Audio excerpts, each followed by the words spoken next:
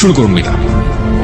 আমি পেছন থেকেই বলছি, আমার মা খুব সুন্দরী ছিলেন, বয়স খুব কম ছিল, 10-11 বছর হবে। তো মা সংসার ব্যাপারে কিছু বুঝতো না। তো বাবার একটু আমার মার সাথে রাগারাগি ছিল না, দাদাকে খুব ইয়ে করতো যে তুমি কেন আমাকে এত ছোট একটা মেয়ে বিয়ে দিয়েছো যে সংসার ব্যাপারে কিছু বুঝে না। তো এরকম করে বাবা বিয়ের কিছুদিন পরেই চলে গেছে। পরে যাই হোক, একটা সময় আমি পেটে আসি আমার মার। তো তখন থেকে আমার বাবা আবার বাড়িতে কম আসতো, ঢাকায় বেশি থাকতো। কি করতেন ঢাকাতে? ঢাকায় তখন সে ওই যে হোটেলে চাকরি করতেন। জি। তারপরে আমি হওয়ার পরে আমার বাবাকে খবর দিয়েছেন দেখার জন্য। তো আসছে উনি, আসার পরে আবার চলে গেছেন। তো বাবা বাড়িতে আসা যাওয়ার খুব গ্যাপ ছিল। তো এটা হয়তো বা আমার মার পছন্দের ছিল না। পরে এক সময় উনি আরেকটা সম্পর্কে জড়িয়ে যান। আপনার বাবা? না, আমার মা। আপনার মা আরেকটা সম্পর্কে জড়িয়ে যান? জি। আমি তখন 15 কিংবা 20 দিনের মতো আমার বয়স। ওই সময়টাতে আরেকটা সম্পর্কে জড়িয়ে যায়? জি। ওকে। পরে মা আমাকে রেখেই চলে গেছেন, ওনার সাথে চলে গেছেন। উনি বিয়ে করবে না, উনি মজা করার জন্যই সম্পর্কটা করেছিলেন। তো যখন উনি বিয়ে করছে না, তখন ওই মুহূর্তে সে পরে আমার বাবার কাছে আসছিল। তো আমার বাবা বলতেছে যে আমার অতটুকু ছোট বাচ্চা ফেলে তুমি চলে গেছো, এখন আর আমি তোমাকে নিব না। ওকে। তারপরে উনি ওনার বাবার বাড়ি গিয়েছেন, ওখানেও উনি জায়গা পায়নি। তখন উনি কি করবে? তো এই সময় উনি নাকি মানে মেন্টালি অসুস্থ হয়ে পড়েন। তো পরে ওনাকে ওনার বাবা মা এখন আশ্রয় দিতেই হবে, যেহেতু অসুস্থ হয়ে গেছে, কেউ নাই। তো মা এরকম চিকিৎসা অবস্থায় থাকেন। আর আমাকে আমার বাবার বোন ছিল যে ওনার কাছে আমাকে রাখতে দিয়েছেন। আপনার মা যখন মা হলেন সেই সময়তে তার বয়সটা কত? তখন তার 15 থেকে 16 বছর। একদমই কিশোরী বয়স। জি। তারপরে আমি আমার ফুপুর কাছেই বড় হয়েছি প্রায় 3 বছর পর্যন্ত। তারপরে আমার ফুপু প্রেগনেন্ট হয়ে যায় অবস্থাতে, তখন বাবা সেই মুহূর্তে কি করবে? পরে বাবা আমাকে ঢাকায় নিয়ে গেল। ঢাকায় নিয়ে যাওয়ার পরে ছোট্ট একটা বাচ্চা, উনি কাজও করতেছেন, আবার ওখানেই আমাকে রাখার ব্যবস্থা করছেন। তো হচ্ছে না আসলে বিষয়টা। পরে বাবা যেখানে থাকতো সেখানে আরেকটা ইয়েকে পছন্দ হয়, মানে দ্বিতীয়বার ওনাকে বিয়ে করেন। তো এভাবে বিয়ে দেওয়ার পরে ফার্স্ট ওয়াইফের সাথে কি ডিভোর্স হলো আপনার বাবার? হ্যাঁ, ওটা তো ডিভোর্স। প্রথম স্ত্রীর সাথে ডিভোর্স হয়ে গেল। জি। ওকে। তারপরে তো এখন এই মার সাথেই সম্পর্ক। তারপরে মা আমাকে পালতেছে ভালোই, নিজের মেয়ের মতোই আদর যত্ন করছে। তো এক সময় আমার এই মাও প্রেগনেন্ট হয়ে যায়। তারপরে তো ওনারও একটা মেয়ে হয়। এই মেয়ে হওয়ার পর থেকে আমি এখন বুঝতে পারছি যে একটু ভালোবাসাটা যেন ডিফারেন্ট হয়ে গেছে, আগের মতো না। কিন্তু তারপরও মনে হয় নাই, মানে আমি তখন জানতামও না যে সে আমার সেকেন্ড মা বা কিছু, লোকের কাছে শুনতাম। তারপরে যাই হোক, এরকম করে অনেক বছর হয়ে গেছে। তারপরে এক সময় আমার বাবা মানে বলছে যে আমি তো আর এখানে হচ্ছে না, আমি একটু দেশের বাইরে যাব। তো উনি দেশের বাইরে চলে গেলেন। উনি এভাবে টাকা পাঠাচ্ছেন। আমার মা আবার অত শিক্ষিত ছিল না, টাকা পয়সার হিসাব টিসাব রাখতে পারেনি। তো বাবার মাঝখানে খুব অসুস্থ হয়ে যায়। অসুস্থ হওয়ার পরে থেকে উনি চলে আসার পরে বাবার ধারণা ছিল যে তার ব্যাংকে হয়তো বা কিছু টাকা আছে যেটা দিয়ে উনি কিছু করতে পারবেন। তো বাবা এসে দেখে যে আসলেই কোনো টাকা পয়সা নাই। তারপর থেকে তো মার সাথে মানে রাগারাগি, তারপরে মারধর করে একটা সময় মাকে। এগুলো আপনি নিজের চোখে দেখেছেন? নিজের চোখে দেখেছি। মানে বাবার ধারণা ছিল যে আমার মা হয়তো বা তার বাবার বাড়ি টাকাগুলো দিয়ে দিয়েছেন এর জন্য। তো এর জন্য খুব মারধর হতো। এই বিষয়গুলো আমার খুব মানে ব্রেনে কাজ করতো যে কেন এরকম হলো। তো এগুলো দেখতে দেখতে একসময় খুবই অসুস্থ হয়ে যায় আমি। তো আমার বাবার দুঃসম্পর্কে একটা ভাই আছেন, উনি হচ্ছে ডাক্তারের কম্পাউন্ডারে চাকরি করতেন। তো আমাকে বলেছে তুমি যেহেতু অসুস্থ হয়ে গেছো, তাহলে চলো তুমি আমার ডাক্তার তোমাকে দেখাবো। তো গিয়েছি, ওখানে আমার প্রেশার মাপে প্রচুর হাই প্রেশার হয়ে গেছে। তো উনি বলতেছে ওষুধ দিয়েছেন কিছু, আর এমনিতে সাজেস্ট করেছেন যে যদি বাইরে কোথাও বেরিয়ে আসে তাহলে ভালো হবে। তো তখন আমার ওই চাচাটা বলতেন যে ঠিক আছে, তাহলে চলো আমার বোনের বাড়ি তুমি বেড়ায় আসবা। তো বাবাকে বললো। পরে আমি ওখানে গিয়েছি। ওখানে যাওয়ার পরে হচ্ছে ওই চাচার বোনের হচ্ছে ননদের ছেলের সাথে আমার পরিচয় হয় ওখানে। ওকে। উনি দেখে আমাকে পছন্দ করে এক সময় আমাকে ফোর্স করে ওনাকে ভালোবাসার জন্য। তো আমি বলতেছি যে তখন কোন ক্লাসে পড়েন আপনি? তখন আমি 6 ক্লাস 6 এ পড়েন। তার মানে আপনার বয়স 11 থেকে 12 বছর। যে ছেলেটা আপনাকে প্রপোজ করলো সে আলটিমেটলি আপনার ওই ডাক্তার কম্পাউন্ডারের কোন এক আত্মীয়, রাইট? জি। ওকে। সেই ছেলেটার বয়স কত ছিল? উনি তখন ইন্টারমিডিয়েট দিয়েছেন। ফাইন। তারপর আমাকে বলতেছে যে তোমাকে আমার খুব পছন্দ হয়েছে, তোমার সাথে আমি ভালোবাসার সম্পর্ক করতে চাই। তখন আমি বলেছি যে আমি তো করব না। তো বলতেছে কেন, তুমি কেন রাজি না। তো আমার ফ্যামিলির যে ব্যাপারগুলো এগুলো নিয়ে তার সাথে ডিসকাস করলাম। তখন সে বলতেছে যে দেখো, আমি তোমাকে পছন্দ হয়েছে, তোমার কি আছে না আছে এগুলো আমার দরকার নেই, তোমার সাথে আমার বিয়ে হবে এটাই হচ্ছে বড় কথা, আর কারো দরকার নেই। তো তখন আমি বললাম যে ঠিক আছে, এটা নিয়ে আমি চিন্তা করব, তারপর আপনাকে জানাবো। তো বলতেছে তুমি তো চলেই যাবা, তাহলে তোমার সাথে আমার যোগাযোগ হবে কিভাবে? তখন পরে ওনার অ্যাড্রেসটা নিয়ে আসলাম আর আমার অ্যাড্রেসটা দিয়ে আসলাম। তারপরে হচ্ছে উনি অনেক দিন পরে আমাকে একটা চিঠি পাঠায়। তো চিঠি পাঠানোর পরে চিঠিটা পড়ে ভালোই লাগলো। পরে আমি এই চিঠিটা নিয়ে অনেক ভাবতে থাকলাম যে লোকটা তো আমাকে মনে হয় সত্যি সত্যি ভালোবাসে। আর যেহেতু আমার এই বাসায় থাকতে ইচ্ছা করে না, বাবা মার ঝগড়াঝাটি, এখন যদি আমি কোথাও চলে যাই এই সংসার থেকে, তাহলে হয়তো বা আমার এই অশান্তিটা হবে না, আমি ভালো থাকবো। ওই কথা চিন্তা করে পরে আমি রাজি হয়ে গেলাম। পরে আমি একটা চিঠি পাঠালাম যে হ্যাঁ আমি রাজি আছি। তো এরকম করে আমাদের প্রায় প্রতি সপ্তাহে 2টার মতো চিঠি আসতো, এরকম দেওয়া নেওয়া হতো। প্রায় 3-4 মাস পরে হঠাৎ আমি আবার পড়াশোনার পাশাপাশি হাতের কাজ শিখতে খুব পছন্দ করতাম। তো আমি বিভিন্ন জায়গায় হাতের কাজ শেখার জন্য যেতাম। তো একদিন আমার এলাকা দিয়ে আমি যাচ্ছি, হঠাৎ তাকে দেখে ফেলি। ওকে। সেও আমাকে দেখে ডাকছে। তো আমি অবাক হয়ে গেছি। কিছুক্ষণ আমি একদম চুপ ছিলাম যে যেই লোকটাকে আমি সেই চাঁদপুরে দেখে আসছি, সেই লোকটা হঠাৎ করে ঢাকায়, তাও আমার এলাকার মধ্যে কিভাবে আসলো? পরে উনি আমাকে দেখেই বলতেছে যে আমি না তোমার কাছে আসছি। তখন আমি অবাক হয়ে গেলাম যে এত দূর থেকে সে আমার কাছে আসছে।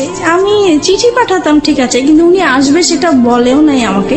তো যাই হোক, তখন ওই যে গুলশান পার্কটা ছিল, তো আমাকে সেখানে নিয়ে গেছে। যাই হোক গেলাম, যাওয়ার পরে কথা বললাম। এখন বলতেছে যে আমি তোমাকে তো আমার খুব দেখতে ইচ্ছা করে মাঝে মাঝে, এখন কি করব? তো আমি বলতেছি দেখেন, আমার তো আসলে এরকম বাইরে বের হওয়ার অভ্যাস নেই, আর তাছাড়া আমার খুব ভয় লাগে যে কোথায় কেউ দেখে ফেলে কিনা, পরে বাবার কাছে বিচার যাবে, এটা আমার খুব খারাপ লাগবে। তো বলতেছে যে না, দেখবে না, তুমি ওইভাবেই আসবে। তো এরকম করে প্রায় 2-3 মাস পর পর আমাদের দেখা হতো। 2-3 মাস পর পর ও ঢাকাতে আসতো ওর বাড়ি থেকে আপনার সাথে দেখা করার জন্য? উদ্দেশ্যটা ছিল আমার সাথে দেখা করার, কিন্তু ওর রিলেটিভ থাকতো ঢাকা, ওখানে আসতো।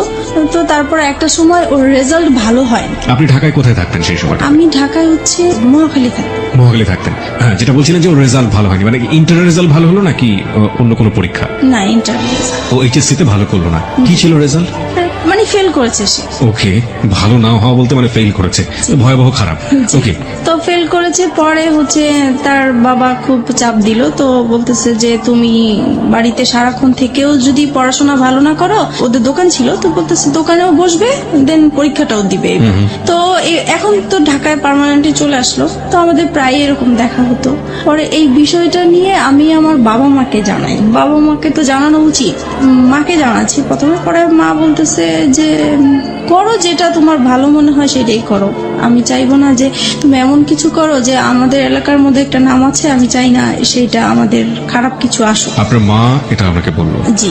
ওকে, আপনি মাকে কি বলেছিলেন? বলেছিলাম ও আমাকে পছন্দ করে, আমিও ওকে পছন্দ করি। দুজনেই আপনারা দুজনকে পছন্দ জি। করেন। তারপর আমাদের সম্পর্কটা কন্টিনিউ হতে থাকে। তারপরে একটা সময় আমার বাবা খুব ঝগড়াঝাটি করে, আর ওই একই বিষয়কে কেন্দ্র একই করে? বিষয় নিয়ে। হ্যাঁ। সেই দিন একদম খুবই খারাপ পর্যায়ে। তখন স্বাভাবিকভাবেই সন্তানরা মার সাপোর্টই নিয়ে থাকে, তো আমিও মার সাপোর্টে কথা বলতাম। তো এই কথা বলাতে বাবা মানে আমার উপর খুব বিরক্ত হতো। পরে একটা সময় বলে উঠলো যে তুমি কার জন্য কথা বলছো, তুমি জানো এটা যে তোমার মানা? আমি এতদিন মানুষের কাছে শুনে আসছি, বাবা মার মুখ থেকে কখনোই শুনিনি। তার মানে আপনি আগে জানতেন না যে আপনার আসল মাইনি না? না, আমি জানতাম, আমি অন্যের মুখ থেকে শুনেছি, কিন্তু তাদের মুখ থেকে কখনো শুনিনি। বাবার মুখ থেকে শুনতে অসম্ভব রকমের খারাপ লাগলো, তাই তো? জি। ওকে। তখন থেকে আমার মানে কথাটা মানে খুব কানে লাগছে যে আসলেই কি এরকম? আমি তো এতদিন মানুষের কাছে শুনেছি, তাহলে তো সত্যি এরকম, তাহলে তো আমার সেই মার সাথে দেখা করা উচিত।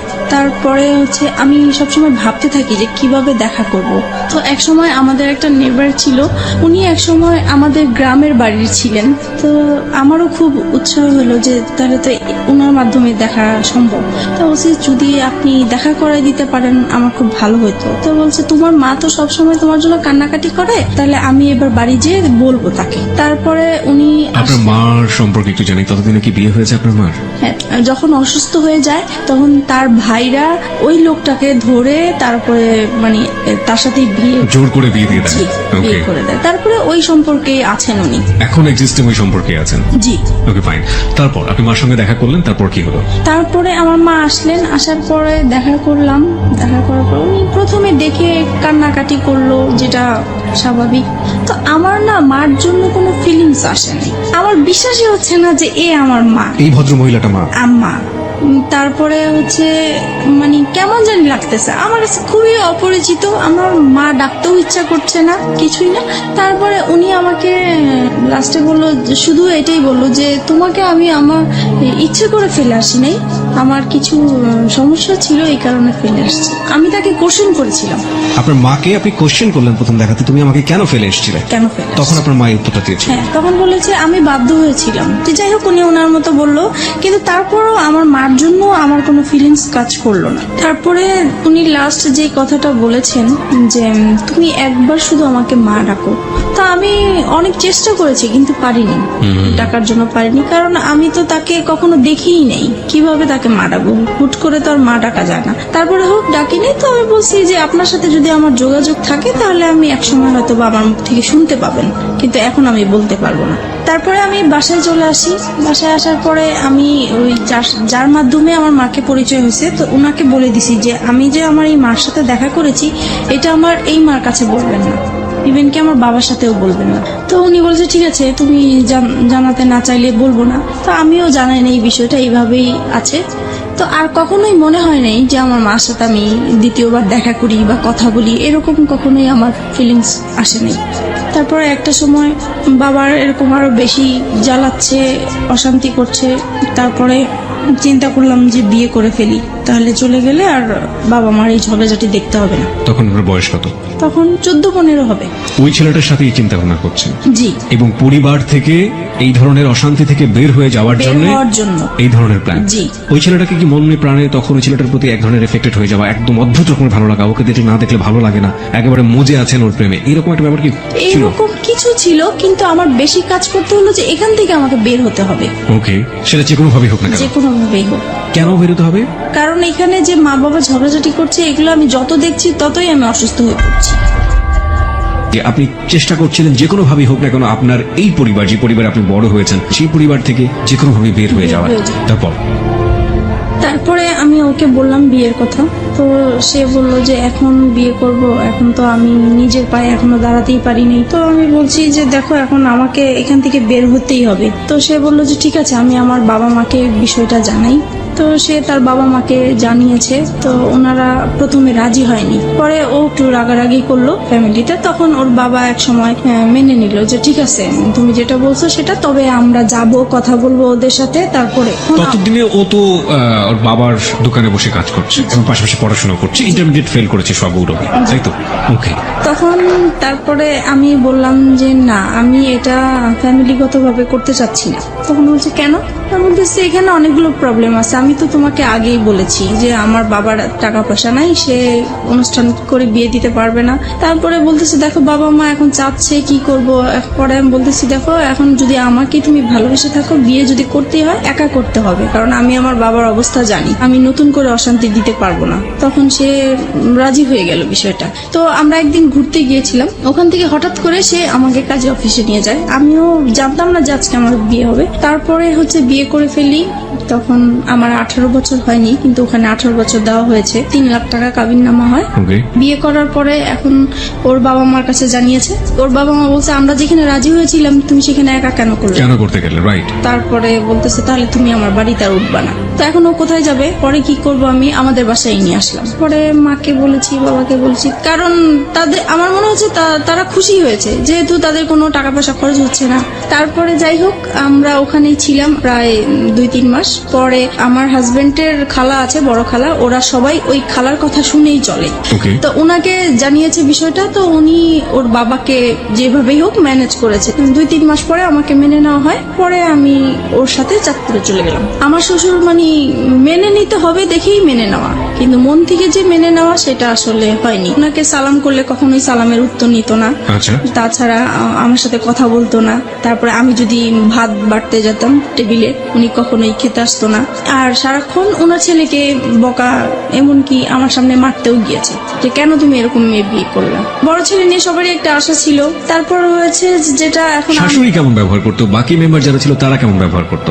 মোটামুটি ভালোই ছিল, কিন্তু শাশুড়ি ননদ এরা সবসময় আমাকে ভুল ধরার চেষ্টা করতো। আচ্ছা, তাদের মন পাওয়ার জন্য আমি সবকিছু কাজ করেছি, তারপরেও সব সময় ভুল ধরতেই থাকতো। এক সময় হয়েছে কি, বড় ধরনের একটা ঝগড়া হয়েছে। সেটা হচ্ছে আমার শ্বশুর শাশুড়িরা ওনারা চিটাগাং গিয়েছে বেড়ানোর জন্য। যেহেতু ঢাকায় বড় হয়েছি, পুকুর দেখে আমার খুব ইচ্ছা হয়েছে যে আমি একটু পুকুরে গোসল করবো। ওকে, ওনাদের বাড়ির কেউ আবার পুকুরে গোসল করেন, ওনারা খুব পর্দাশীল মানুষ।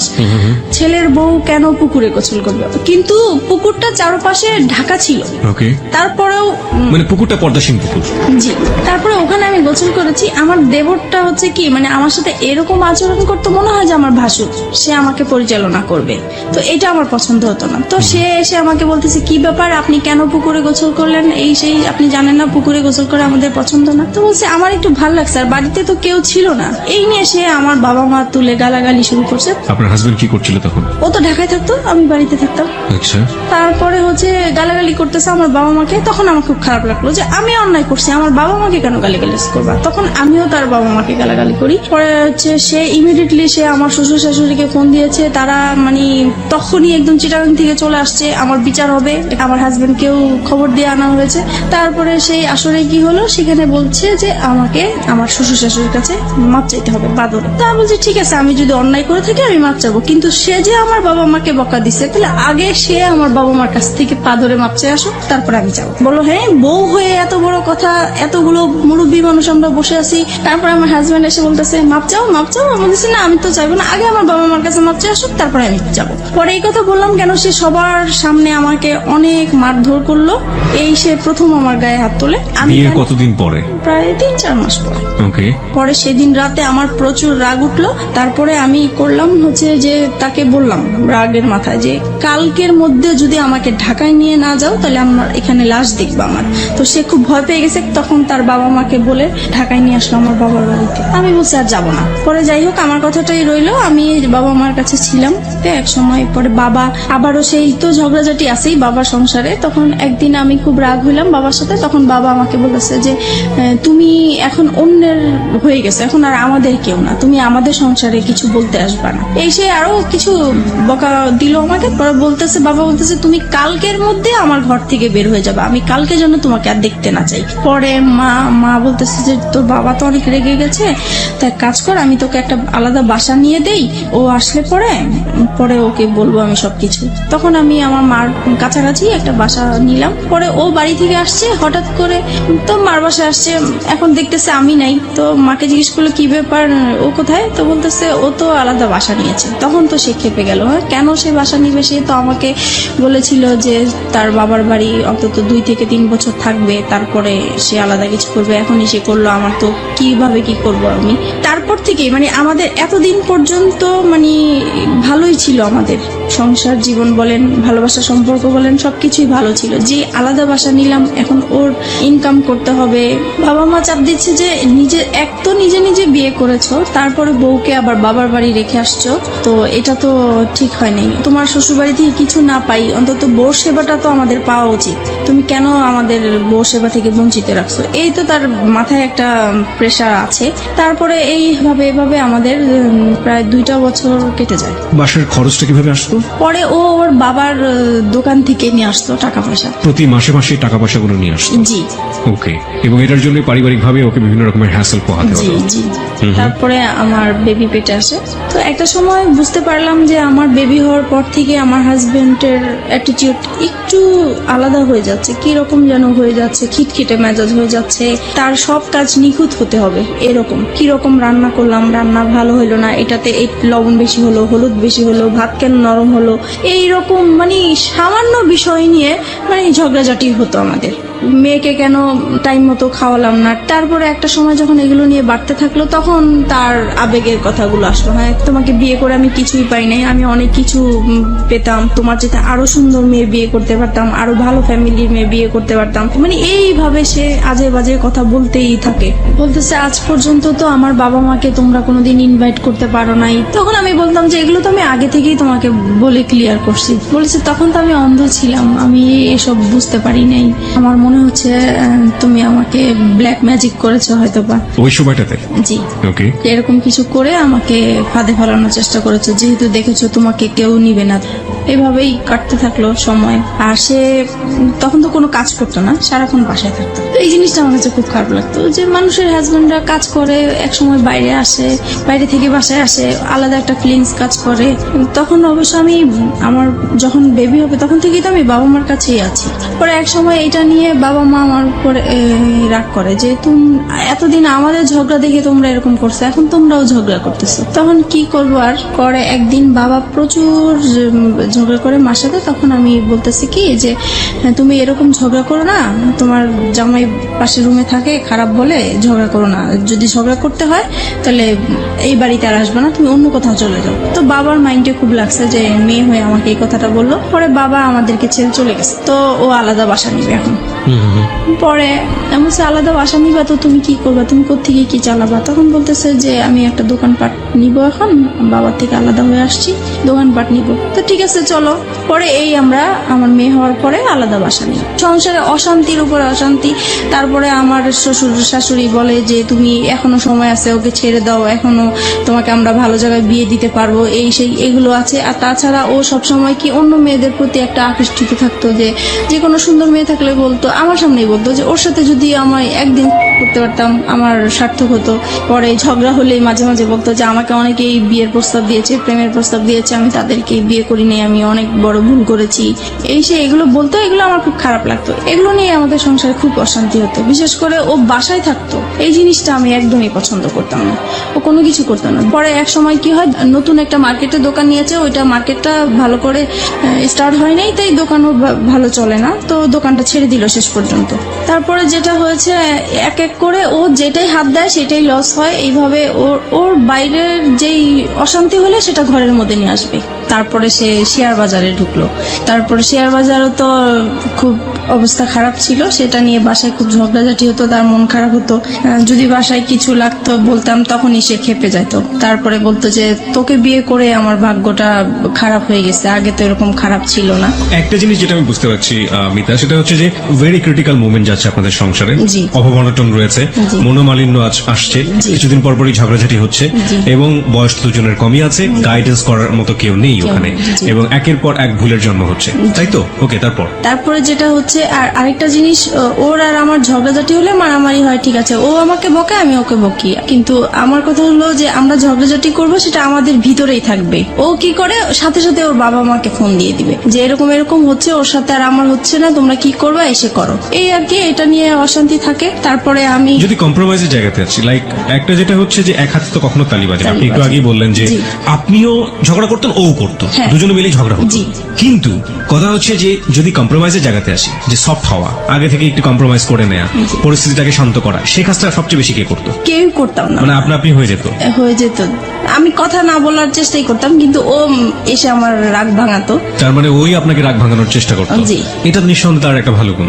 জি। কারণ রাগ করাটা খুব সহজ, কিন্তু রাগ ভাঙানো কিন্তু খুবই খুবই কঠিন একটা ব্যাপার, এবং সেটা নিজেকে স্যাক্রিফাইস করে চেষ্টাটা যারা করে, আমার মনে হয় যে এটা একটা স্পেশাল গুণ তাদের। ওকে, তারপরে ও আমি কথায় কথায় ওকে বলতাম যে তুমি আমাকে ডিভোর্স দাও। ও ডিভোর্স দিতে চাইতো না, তো সেই জন্য ওর বাবা আমাকে বলছে, তখন বলছে যে ঠিক আছে তুমি আরেকটা বেবি নাও, তাহলে দুইটা বেবি হয়ে গেলে ও ব্যস্ত থাকবে, তখন আর কোথাও যাওয়ার কথাও বলবে না। তো সেই হিসাবে আমাদের আরেকটা বেবি হয়। আমার ইচ্ছা ছিল না বেবিটা নেওয়ার, ওর ইচ্ছাতেই বেবিটা নেওয়া হলো। ওর মামার বাসা পাশে ছিল, ওর মামার বাসাতে আমরা আমার হসপিটাল থেকে এসে সরাসরি ওর মামার বাসায় উঠলাম। তো আমার বোন তখন এসএসসি পরীক্ষা দিচ্ছে, মাঝখানে ওর কিছু গ্যাপ ছিল, তো সেই গ্যাপের মাঝে আমার কাছে আসছে। আবার অনেক গেস্টও আসছে, জায়গা ছিল না। তো আমার হাজবেন্ড বলতেছে কি যে এখানে তো জায়গা নেই, ওকে নিয়ে আমি আমাদের বাসায় চলে যাব। কথা ছিল খাওয়া দাওয়া করে সবাইকে নিয়ে যাবে, কিন্তু সে আমার বোনকে খাইয়ে টাইয়ে নিয়ে আগেই চলে গেছে। তারপর যাই হোক এরকম গিয়েছে, হঠাৎ করে সে আর কি মানে আমার বোনের সাথে সে একটা অনৈতিক কাজ করতে গিয়েছিল। সেটা আমি বুঝতে পারি নাই, আমি 3 মাস পর জানতে পেরেছি। আপনি 3 মাস পরে এটা জানতে পারেন? জি। কিভাবে জানতে পারেন? আমি মানে ও আসতো না তো, গ্যাপ ছিল, তখন আমি জিজ্ঞেস করছি কি ব্যাপার, ও আমার বাসায় আসে না কেন? আমি তো এরকম কিছু করি নাই যে ও আসা বন্ধ করে দিবে। তখন মা বলতেছে যে ও আর যাবে না তোমাদের বাসায়। তখন আমি বললাম যে কেন যাবে না? তখন সে কথাই বললো আর কি। তার মানে আপনার বোন গিয়ে আপনার মাকে বলেছিল এবং পরবর্তীতে আপনার মা আপনি জিজ্ঞেস করার প্রেক্ষাপটে আপনাকে জি, এটা জি। বলেছিল। এই যে ঘটনাটা যখন আপনার হাজবেন্ড এরকম কাজ করলো, তখন আপনাদের সাথে মানসিক যে সম্পর্ক হাজবেন্ড ওয়াইফের মধ্যে, সেই সম্পর্ক কি অবস্থায় ছিল? তখন তো খারাপ ছিল। খুব খারাপ অবস্থায় ছিল। জি। ওকে, তারপর? তারপরে এটা জানার পরে আমি ওকে প্রশ্ন করলাম যে তুমি এরকম কিছু করেছো কিনা? তো সে বলতেছে যে না, আমি এরকম কিছুই করি নাই। তারপরে সে উল্টা আমাদেরকে বলতেছে যে তোমার মা তোমার বোনের নামে আমি মানহানি মামলা করব, কেন তোমরা আমার নামে এরকম কিছু করেছো? তখন আমি মানে অবাক হয়ে গেলাম যে সে অন্যায়টা করলো, তারপরও স্বীকার করতেছে না। আর আমার মা বোন কখনোই মিথ্যা বলবে না, আর নিজের মান সম্মান নিয়ে তো কখনোই মিথ্যা বলার প্রশ্নই আসে না। তারপর এক সময় আমি আত্মহত্যা করার চেষ্টা করলাম, মানে বাসা থেকে বের হয়ে যাচ্ছি, রাগ হয়ে যে তার সাথে আমি আর থাকবো না, সে এরকম একটা কাজ করতে পারলো। তারপরে আমি যখন বাসা থেকে বের হয়ে যাচ্ছিলাম তখন সে আমার হাতে পায়ে ধরে মাপ চাইলো, বলতেছে সরি আমার ভুল হয়ে গেছে, আমি আর এরকম কিছু করব না, কিন্তু তুমি কাউকে বলো না, আমার আত্মীয় স্বজন কাউকেই বলবা না তুমি। তারপরে যাই হোক আমি আবারও সংসার এইভাবেই করতে থাকলাম। তো কিন্তু আমি যতই মানে চেষ্টা করতেছি সংসার করার জন্য, যতই অশান্তি হোক না কেন, কিন্তু সে একের পর এক ঝগড়াঝাটি অশান্তি আছে। আমার পরে লাস্টের দিক দিয়ে আর ভাল লাগলো না, প্রচুর মারামারি হতো আমাদের। আপনিও মারতেন? আমিও মারতাম। দুজন মিলে মারামারি করতেন? জি। ওকে। তারপরে এরকম অশান্তি ভাল লাগতো না, মন সবসময় খারাপ থাকতো। তাছাড়া মানে আর আমার ও খুব বেশি যন্ত্রণা করতো, আমি নাকি বেশি ঘুমাই, আমি খুব অলস, ঘরে কাজ করতে চাই না, ঘুমালে উঠতে চাই না। তারপরে টিভি দেখি আমি খুব বেশি, আমার খুব বাজে অভ্যাস, আমার জন্য আমার সন্তানরাও নষ্ট হয়ে যাচ্ছে, এগুলো নিয়ে খুব। আপনারা যে মারামারি করতেন আপনাদের ছেলেমেয়েদের সামনেই মারামারি করতেন? হ্যাঁ, সামনেই করতাম। ওরা খুব ভয় পেত, কান্নাকাটি করতো, কিন্তু কিছু করার ছিল না, হয়ে যেত। ফিরে যাচ্ছি মিতার কাছে। মিতা, তারপর কি হলো? পরে এক সময় রোজার ঈদ সামনে আসলো, ঈদের শপিং করা নিয়ে আবার আমাদের খুব ঝগড়া হলো, মাঝখানে মারামারি এইরকমই। আর সে সব সময় ঈদের সময় সে বাড়িতে যায় ঈদ করে, আর আমি বাচ্চাদেরকে নিয়ে ঢাকায় ঈদ করি। আমি বাড়িতে যেতে চাই না, বাচ্চারাও বাড়িতে যেতে চায় না, তাই আমাদের আর যাওয়া হয় না। কিন্তু সে তার বাবা মার সাথে ঈদ করবে, সেজন্য প্রত্যেকটা ঈদই সে তার বাবা মার সাথেই করে। আমরা বেশি দামি দামি জিনিস চাই, আগে কম দামি জিনিস পরেছি, এখন কেন উপরের দিকে নজর আমার, এইভাবে ঝগড়াঝাটি হয়। তারপর সে বাড়িতে চলে যায়। অশান্তির জন্য আমি ভাল লাগতো না দেখে তাই একটু হাতের কাজ করা শুরু করেছিলাম। তো হাতের কাজের বিজ্ঞপ্তি দিয়েছিলাম, বিজ্ঞপ্তির জন্য আমার মোবাইল নাম্বারটা শো করা হয়েছিল একটা কাগজে, লিফলেট। জি। তারপরে ওগুলা শেখানোর জন্য নাম্বার দিয়েছিলাম। তো আমি ভাবছি ওখান থেকে হয়তো বা ফোন টোন এসছে। তো রিসিভ করেছি, একটা লোক আর কি এরকম দুষ্টামি করতেছে, কথা বলতেছে। তো আমি বলছি আপনি কিসের জন্য ফোন করেছেন? বলতেছে এমনি আমার ভালো লেগেছে তাই ফোন করছি। তো আমি পরে ফোনটা রেখে দিছি, আমি আর কথা বলি নাই। তো উনি প্রায় এরকম 2-3 দিন ফোন দিত। তারপরে এক সময় বলতেছে যে আসলে আমি আপনার সাথে ফ্রেন্ডশিপ করতে চাই। সেই সময় কি আমার তো মন মেজাজ খারাপ ছিল, ভালো লাগতো না। তখন কেন জানি হঠাৎ করে মনে হয়েছে যে সে শুধু ফ্রেন্ডশিপ করতে চায়, কথাই বলতে চায়, তাই কথা বললে সমস্যা কি? সপ্তাহখানিক কথা বলেছি পরে একদিন সে আমাকে বলতেছে কি যে আপনাকে আমি দেখতে চাই একটু। যাই হোক আমরা রাজি হয়েছি দেখা করার জন্য, দেখা করতে গিয়েছে আমার বাসায়। এক সপ্তাহের মধ্যে আপনি রাজি হয়ে গেলেন? জি। তারপরে দেখা করলাম। পরে সে আমাকে মানে একটা কথা বললো যে আচ্ছা আমরা তো ফ্রেন্ডশিপ আছি, আমরা কি ফ্রেন্ডশিপের বাইরে অন্য কিছু করতে পারি? তো আমি বলছি কিরকম? বলতেছে যা হয় আর কি। তো আমি বুঝতে পারছি উনি খারাপ কিছু ইঙ্গিত দিয়েছে আমাকে। তো আমি বলছি না, এটা আমার পক্ষে সম্ভব না। তারপর এই বলে আমি পরে ওখান থেকে তার সাথে আমার সম্পর্ক শেষ হয়ে গিয়েছে। Fine, let me no one thing, আপনার সম্পর্কে উনি কতটুকু জানতেন? আপনার যে দুটো সন্তান হ্যাঁ, আছে? আমি সবই বলেছি, আমাদের কথা এগুলোই হতো, আমার সংসারে কি হয়েছে না হয়েছে, আমার কিভাবে বিয়ে হয়েছে। আপনি সবকিছুই এক সপ্তাহের মধ্যে তাকে শেয়ার করে দিয়েছেন? জি। মানে আমার তো কখনোই ফ্রেন্ড ছিল না, তাই প্রথম তাকে পেয়েছি, ফ্রেন্ডশিপ যেহেতু করে ফেলেছি সেজন্য আমি আমার কথাগুলো বলেছি, মানে একটু হালকা হওয়ার জন্য বলতে চেয়েছিলাম। Okay fine. এবং এটা জানার পরে সে আপনাকে ফার্স্ট দেখা হতে সে আপনাকে ধরনের একটা অফার করলো? জি। তারপরে আমার কাছে খুব খারাপ লাগলো বিষয়টা, যে আমি তাকে তো সবকিছু আমি তাকে বলেছি, সে কেন আমাকে এই ধরনের প্রস্তাব দিবে। পরে আমি আর তার সাথে কথা বলি নাই। পরে সে ফোন দিত আমাকে, প্রায় আমি রিসিভ করতাম না। পরে অনেক ডিস্টার্ব করতো দেখে পরে একদিন রিসিভ করে বলতেছে, আপনি আমাকে আর ফোন দিবেন না, আপনার সাথে আমি আর কথা বলতে চাই না। তো যাই হোক, এখানেই স্টপ হয়ে গেল। এটা তার খুব মাইন্ডে লাগলো যে আমি তাকে এইভাবে ইগনোর করলাম। তারপরে সে আমার নাম্বারটাই তার ফ্রেন্ডকে দিল, আমি এটা জানতাম না যে তার ফ্রেন্ড। প্রায় 1-2 মাস পরে আমাকে আবার একটা রং নাম্বার থেকে ফোন আসছে। তো এবার ভাবছি যে আর কোনো ফোন ধরবো না, কারণ রং নাম্বারে আসলে সবাই ভালো থাকে না। পরে ওই নাম্বারটা থেকে প্রায় ফোন টোন আসে। তারপরে এত ফোন আসে, নিশ্চয়ই আমার কোনো কাস্টমার হতে পারে বা কিছু, ধরি। তো সেই একই রকম কথাবার্তা বলতেছে, ওনার পরিচয় দিল। তারপরে আমি কথা বলতে শুরু করলাম। পরে বলল যে আসলে আপনি কি চান, আমি ওনাকে জিজ্ঞেস করলাম। তো উনি বলতেছে আসলে আপনার সাথে আমি ফ্রেন্ডশিপ করতে চাই। আমি বলছি যে না, আমি কারোর সাথে ফ্রেন্ডশিপ করবো না, আপনি ভুল জায়গায় ফোন দিয়েছেন। প্রায় 3 মাস পরে উনি আবার ফোন দিয়েছে। তো সেই সময় তো আর আমার নাম্বারটা মনে ছিল না, আমি বুঝতেও পারি নাই যে উনি ফোন দিয়েছেন। তারপরে উনি বলতেছে, দেখেন আসলে আমি আপনার কাছে কিছুই চাই না, আমিও নিজে খুব মানসিক অবস্থা খুব খারাপ, তাই আমি চাই আপনার সাথে একটু ফ্রেন্ডশিপ করার জন্য। তো আমি আবারও আমার মনটা জানি কেমন হয়ে গেলাম। তো আমি ভাবলাম ঠিক আছে, দেখি, সবাই তো আর খারাপ হতে পারে না, কথা বলে দেখি। তো এইভাবে ওনার সাথে কথা বলতে বলতে প্রায় 1 সপ্তাহ হয়ে গেছে কথা বলছি। 1 সপ্তাহ পরে ও আবার বাড়ি থেকে চলে আসছে পরে আমি মোবাইলটা অফ করে রাখছি, যে জানি এখন যদি ফোন আসে আমি রিসিভ করলে সমস্যা হবে। তো আমি 2 দিন আমার ফোনটা অফ ছিল। পরে এক সময় ও কাজের জন্য বাইরে যায়, পরে আমি ফোনটা খুলি, খোলার পরে সেই ফোনটা আবার আসে। পরে আমাকে বলতেছে, দেখেন আপনি 2 দিন ফোনটা অফ করে রেখেছেন, আমার আসলে খুবই খারাপ লাগতেছে, আমি আপনার প্রেমে পড়ে গেছি, মানে এরকম করে বলতেছে। তো আমার কাছে কেমন জানি বিষয়টা লাগলো। তো আমি আর কিছু বলি নাই, আমি ভাবছি কি হয়তো বা দুষ্টামি করে বলে, অনেকে তো দুষ্টামি করে বলে, সেই রকম হয়তো বা বলে। তারপরে যাই হোক, রাতে আবার ফোন দিয়েছে উনি, এখন তো আপনাকে আমার খুবই দেখতে ইচ্ছা করতেছে, আমার খুবই খারাপ লাগতেছে। তখন আমি বললাম যে দেখেন, আমি তো দেখতে সুন্দর না, আর আমাকে দেখলেও আপনার পছন্দ হবে না, আপনি যেহেতু ভার্সিটিতে পড়েন, আপনি খুবই স্মার্ট, আমি আপনার পাশে একদম মানানসই হব না, রাস্তায় দেখলে মানুষ হাসবে। মানে আমি এরকম করে বলতেছি যেন সে মানে আমার দেখার ইচ্ছাটা না জাগে। ওনার নামটা কি ছিল? ওনার নাম রাসেল ছিল। Russell, okay fine. তারপরে হচ্ছে এখন বলতেছে দেখা করব। তো আমি ভাবলাম যে দেখা করব তো, আর আমার এই বিজনেসের কারণে আমার কাঁচামাল আনার জন্য মার্কেটে যেতে হয়। তো আমি বলতেছি তো ঠিক আছে, আমার তো শুক্রবারে শপিং এ যাব আমি, তখন হয়তো বা সেই ইয়েতে আপনি যদি মার্কেট আসেন তাহলে আমি ওখানেই দেখা করতে পারবো। তো উনি রাজি হয়ে গেল।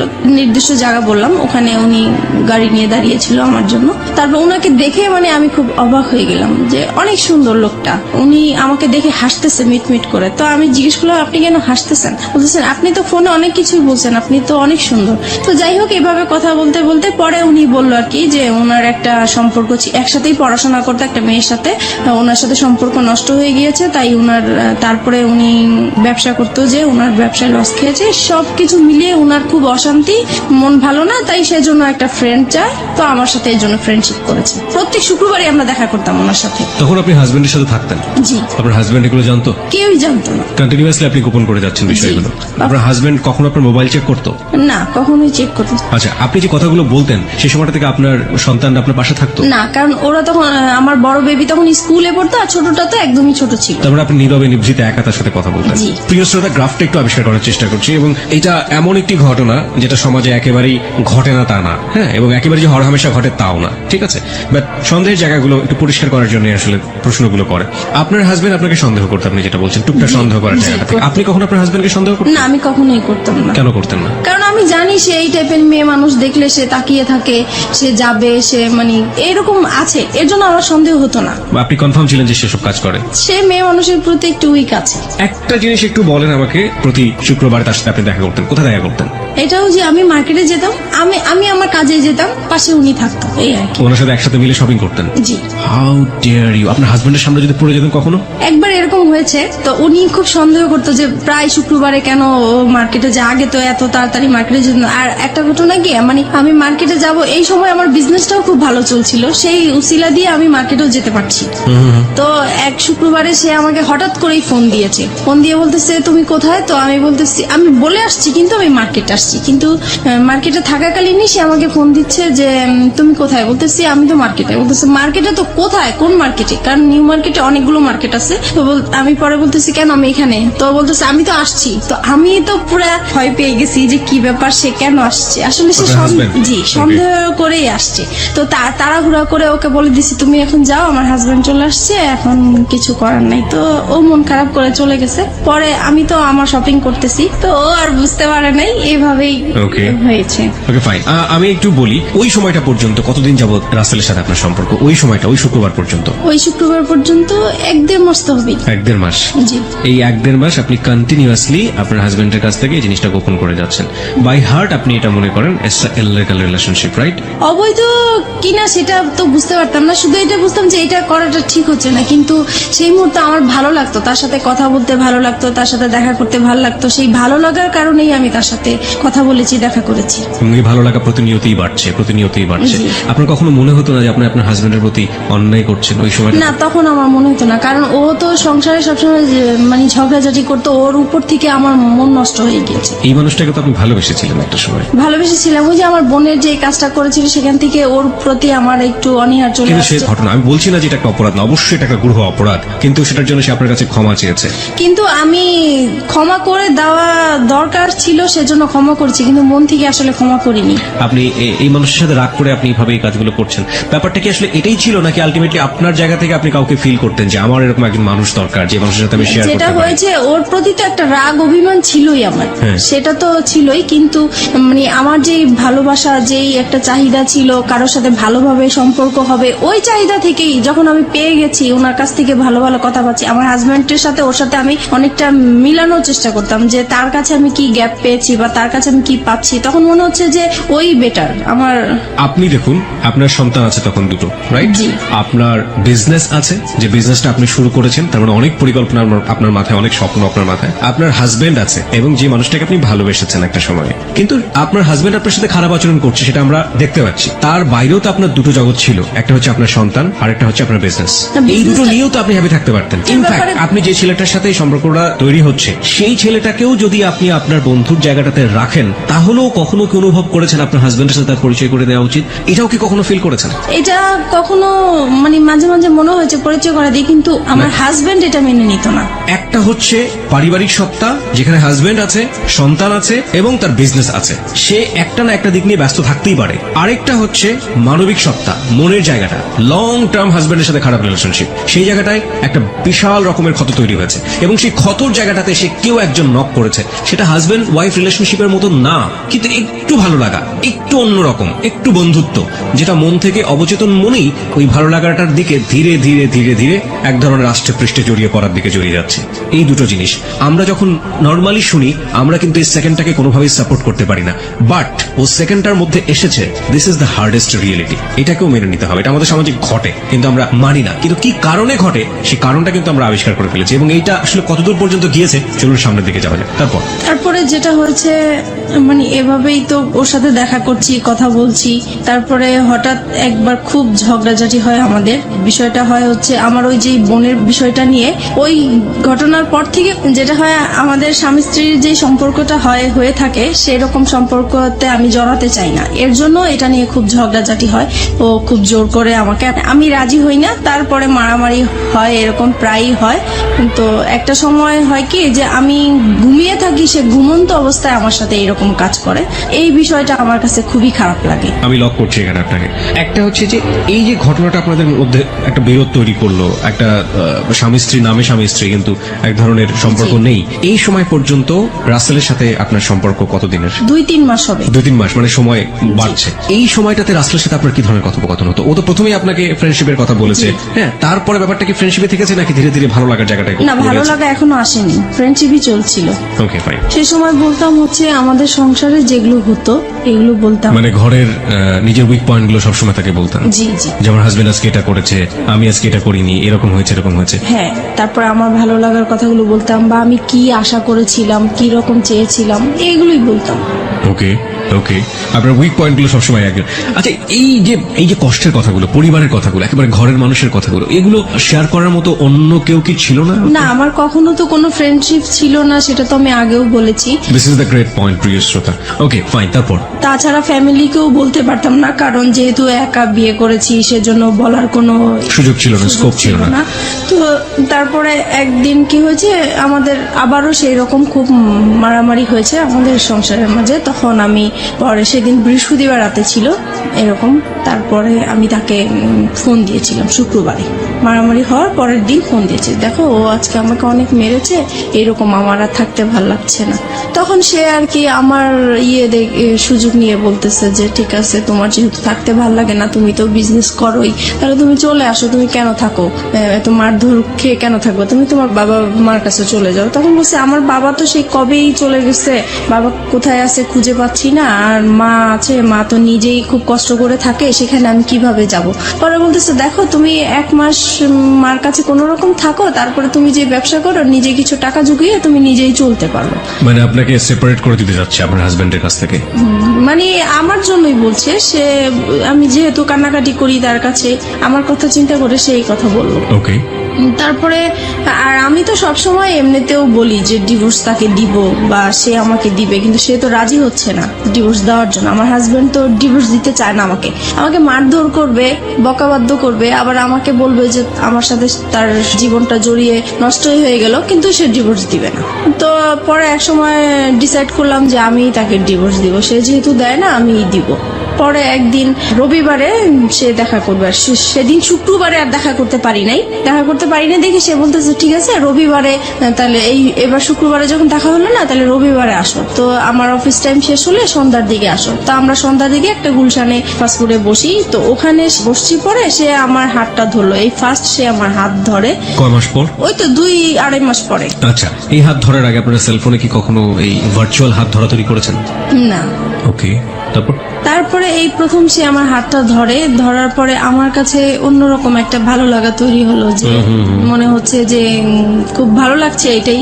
তারপরে হঠাৎ করে সে আমাকে বলতেছে দেখো, আমি আসলে তোমার প্রেমে পড়ে গেছি, আমি আর তোমাকে ছাড়া থাকতে পারছি না। তখন আমিও মানে কান্নাকাটি করতেছি, যে সেহেতু আমাকে মারধর করেছে সেটা বলতেছি আর কান্না করতেছি। পরে সে আমার আর কি মাথায় হাত বুলিয়ে দিচ্ছে, পরে বলতেছে দেখো আর ধৈর্য ধরো, 6টা মাস তুমি ধৈর্য ধরো, তারপরে আমি 6 মাস পরে তোমার একটা ব্যবস্থা করব। তখন আমি জিজ্ঞেস করলাম ব্যবস্থা মানে কি বুঝাতে চাচ্ছ? তো বলতেছে আমরা একসাথে থাকবো। আমি বলি, তুমি কি আমাকে ভালোবাসো? বলছে হ্যাঁ, আমি তোমাকে ভালোবাসি। তো এইভাবেই হোক আমাদের পরে। আপনি তাকে ভালোবাসতেন ওই সময়টাতে? ওই বলার পর থেকে আমি প্রশ্ন করেছি যে আমার তো আসলে বিশ্বাস হচ্ছে না, তুমি আমাকে কিভাবে ভালোবাসো, আমার বিয়ে হয়েছে, বাচ্চা আছে, তোমার মতো আনম্যারিড ছেলে তো আমাকে কখনোই ভালোবাসার কথাই না। তো বলতেছে মানুষের ভালো লাগা তো কত রকমই হতে পারে, এটার তো শেষ নাই, তোমাকে আমার ভালো লাগছে, আমি তোমাকে বিয়ে করব, তবে আমার জন্য তোমাকে 6 মাস অপেক্ষা করতে হবে। তো আমি বলতেছি এত বছর যেহেতু কষ্ট করে আসছি, আমি 6 মাস পর্যন্ত কষ্ট করতে পারবো। তো এই বলে আমরা চলে আসছি। তারপর থেকেই আমাদের ভালোবাসা আসলে শুরু হয়। তারপরে ফোনে একের পর এক কথা বলা হয়, খুব ভালো লাগে। তখন আপনার হাজবেন্ডের সাথে? জি, হাজবেন্ডের সাথে। তারপরে থেকে মানে সে কথা না বললে আমার খুব কষ্ট হয়, যেদিন ফোন করতে না পারি সেদিন খুব কষ্ট হয়, দেখা করতে না পারলে কষ্ট হয়। তারপর থেকে আমরা কি করি, প্রত্যেক দিন দেখা করি। এতদিন তো শুক্রবার ছিল, এখন প্রত্যেক দিন তার অফিস টাইমে যাওয়ার পথে আমার বাসা পড়ে, তো আমি বাসার সামনে দাঁড়িয়ে থাকি, সে চলে যায়, ওইটুকুই দেখা, মানে ওইটা দেখা করলেই মনে হয় যে অনেকটা শান্তি লাগে। ওইটুকু না দেখতে পারলেও খুব খারাপ লাগে, রাতে ঘুম হয় না। তো এভাবেই চলতে থাকে। You fall in love like this? এইভাবে আপনি এরকম ভাবে আপনার হাজবেন্ড থাকা অবস্থায়, আপনার বাচ্চা থাকা অবস্থায় আপনি? জি। This kind of love, like 16 years love. কিশোরী মেয়েরা যেভাবে প্রেমে পড়ে, একটা ছেলে সামনে দিয়ে না গেলে ঘুম হচ্ছে না রাতের বেলা। জি জি, আমার ওই প্রথম যখন আমার হাজবেন্ডের সাথে যে রকম ফিলিংস কাজ করছিল, ওর বেলাও আমার সেম হচ্ছিল। তখন কি আপনার মনে হয়নি যে জীবনে একটা ভুল করেছি আর একটা ভুল করতে যাচ্ছি? তখন আমি বলতাম যে দেখো, ও তো আমাকে সবকিছু জেনে শুনে ও বিয়ে করেছিল, তারপরেও কিন্তু ও আমাকে টর্চার করতেছে এখনো। তো ও আমাকে বলতো দেখো, ও তো অশিক্ষিত, ওর ফ্যামিলি অশিক্ষিত, সেই জন্য ও এরকম করে, আমি করবো না, তুমি আমার উপর বিশ্বাস আনতে পারো, সবাই তো একরকম না। তারপর যাই হোক, ওর ওর কিছু কথা ছিল যে এগুলো শুনলে আমি খুব ভরসা পেতাম, আমি বিশ্বাস করতে চাইতাম। তারপর মানে ওর কথা, ও যখন কথাগুলো বলতো আমার খুব বিশ্বাস করতে ইচ্ছা করতো, ওর কথাগুলো আমার ভালো লাগতো, মনে হতো যে সত্যিই বলছে বা এরকম কিছু। তারপরে বাসায় চলে আসলাম। বাসায় আসার পরে হচ্ছে এখন আমার হাজবেন্ডের বিজনেসটা ভালো যাচ্ছে না, তো ও ঠিক মতো ঘরে বাজার টাজার করছে না, তাছাড়া যেটা প্রয়োজন হয় সেগুলো হচ্ছে না। মাঝখানেও বলতেছি কি যে বাসাটা ছেড়ে দিব, বাসাটা এত ভাড়া আমি বয়ে নিতে পারছি না, আমার খুব কষ্ট হচ্ছে, আমি বাসাটা ছেড়ে দিব। তখন আমি বলতেছি এত সুন্দর বাসা আমরা তো পাওয়া যাবে না, তো এটাই থাকি না, কষ্ট টষ্ট করে থাকি, দরকার হলে আমরা একটা রুম সাবলেট ভাড়া দিই, তবু এখানে থাকি, এখানে সবকিছু ফ্যাসিলিটি ভালো, এখানেই থাকবো। ওর কথা হলো না, এখান থেকে যাবো, যেতেই হবে, কারণ আমার খুবই সমস্যা। তো যাই হোক, আমার আর ওই জায়গাটা আমি ছাড়তে চাচ্ছিলাম না। কেন? কারণ আমার যে বিজনেসটা ওই জায়গার মধ্যেই, ওখানে আমার খুব ভালো হতো বিজনেসের জন্য। এখন ও চলে যাবে হচ্ছে অন্য জায়গায় চলে যেতে চাচ্ছে, ওই জায়গাটা আমার পছন্দ না, তাই আমি যাব না। এগুলো নিয়ে আবার সেই ঝগড়াঝাটি হয়। পরে এক সময় আমি তাকে খুব মানে কড়া করে বলি যে যদি তুমি এই বাসা ছাড়ো তাহলে আমাকে ছাড়তে হবে, আর যদি আমাকে না ছাড়ো তাহলে বাসা এটা ছাড়া যাবে না। তো এখন ও কি করবে বুঝতেছে না, এখন ও ওর কথাই রাখলো যে না, বাসা ছেড়েই দিব। পরে যাই হোক, বাসা ছেড়ে দিছে। বাসা ছেড়ে দেওয়ার পরে দেখি যে লোকজন আসতেছে বাসা নেওয়ার জন্য, দেখার জন্য। তখন আমার খুব খারাপ লাগলো যে আমি বললাম কথাটা, আমার কথাটা সে রাখলো না। আমি তো তার কাছ থেকে এমন কিছু আশা করিনি, বাসাটা বলছি। তখন সে বাসাটা ছেড়ে দিছে। পরে আমি তাকে বললাম দেখো, বাসা এখনো সময় আছে, তুমি বাসাটা আবার বাড়িওয়ালার কাছ থেকে সময় নিয়ে নাও, নাহলে কিন্তু আমি সত্যি সত্যি এবার চলে যাবো। সে বলতেছে তুমি চলে গেলে চলে যাও, আমার কোনো সমস্যা নেই, তোমার মতো মেয়ে আমার দরকার নেই। তখন আমি আর কি মানে ডিসাইড করলাম যে না, আমি আসলেই চলে যাবো, এখান থেকে আর থাকবো না। যেহেতু এখানে আমার একটা বিজনেসের একটা রাস্তা হয়েছে, সেটাই যদি বন্ধ হয়ে যায় তাহলে আমার ওর সাথে আর থাকার কি দরকার। আমি তো এই বিজনেসটা নিয়েই আসি, কারণ আমার সংসার অশান্তি, আমি বিজনেসটা, আমি এই কাজে ব্যস্ত থাকি, আমার যাও একটু ভালো লাগে, আর তার সাথে ফোনে কথা বলি, দেখা করি, এই আমার ভালো লাগা নতুন সৃষ্টি হয়েছে, এটা কেন নষ্ট হবে। তো এই কারণে আমি পরে ওই বাসাটা আমাদের জানুয়ারি মাসে ছেড়ে দেয়। তারপরে আমি চলে যাব বলে আমার জিনিসপত্র গুছাতে থাকি। তো সেও আমার জিনিসগুলো গুছানোর জন্য হেল্প করে। সে এমনকি আমার জিনিসগুলো মানে একটা ভ্যানে উঠিয়ে আমার বাবা বাড়ির দিকে পৌঁছিয়ে দিচ্ছে। তো আমার কথা হলো, সে যদি আমাকে আটকাই রাখতে চায় তাহলে কেন আমার জিনিসগুলো আলাদা করে দিবে, কেন আমাকে যাওয়ার জন্য সাহায্য করছে? নিশ্চয়ই সেও চায় আমি চলে যাই, সে আমাকে কোনো বাধা দেয় নাই। আমি এইভাবে বাবার বাড়ি চলে আসছি। এখন বাবার বাড়ি মানে মার বাসায় চলে আসছি। এখন মার বাসায় আসাতে এখন সে পরে আমার মার কাছে আয়সা বলতেছে যে আপনার মেয়েকে আপনি জায়গা দিচ্ছেন, আপনার মেয়ে কিন্তু আমাকে ছেড়ে চলে আসছে, এখন আমি আপনাদের নামে কেস করব, আপনার মেয়ে আমার যত টাকা পয়সা গয়নাগাটি সবকিছু নিয়ে চলে আসছে, আমি আপনাকেও জড়াই দিব আপনি যদি আপনার মেয়েকে জায়গা দেন। এখন মা তো মানে প্রচুর রাগারাগি করতেছে আমার উপরে যে তোমরা নিজেরা কাজ করে এখন আমার উপরে বিপদ ফেলতেছো, এখন এই লোক তো ভালো না, সে যেটা বলে সেটাই করবে, এখন আমি কি করব? আমার তোমার বাবা নাই, তোমার একটা বড় ভাই নাই, আমাদের কোনো গার্ডিয়ান নাই, তাহলে এখন কে দেখবে আমাকে? এখন তুমি আমার বাসায় থাকতে পারবে না। তো এখন থাকতে পারবে না, এখন আমি কোথায় যাব? ওকে ছেড়ে আসছি, এখন আমার যাওয়ার জায়গা নাই, যেহেতু আমাদের কোনো রিলেটিভও নাই। তো কি করব আমি? পরে আমি ওকে ফোন দিলাম, আমি যার সাথে ভালোবাসার সম্পর্ক হয়েছে আমি তাকে ফোন দিয়েছি।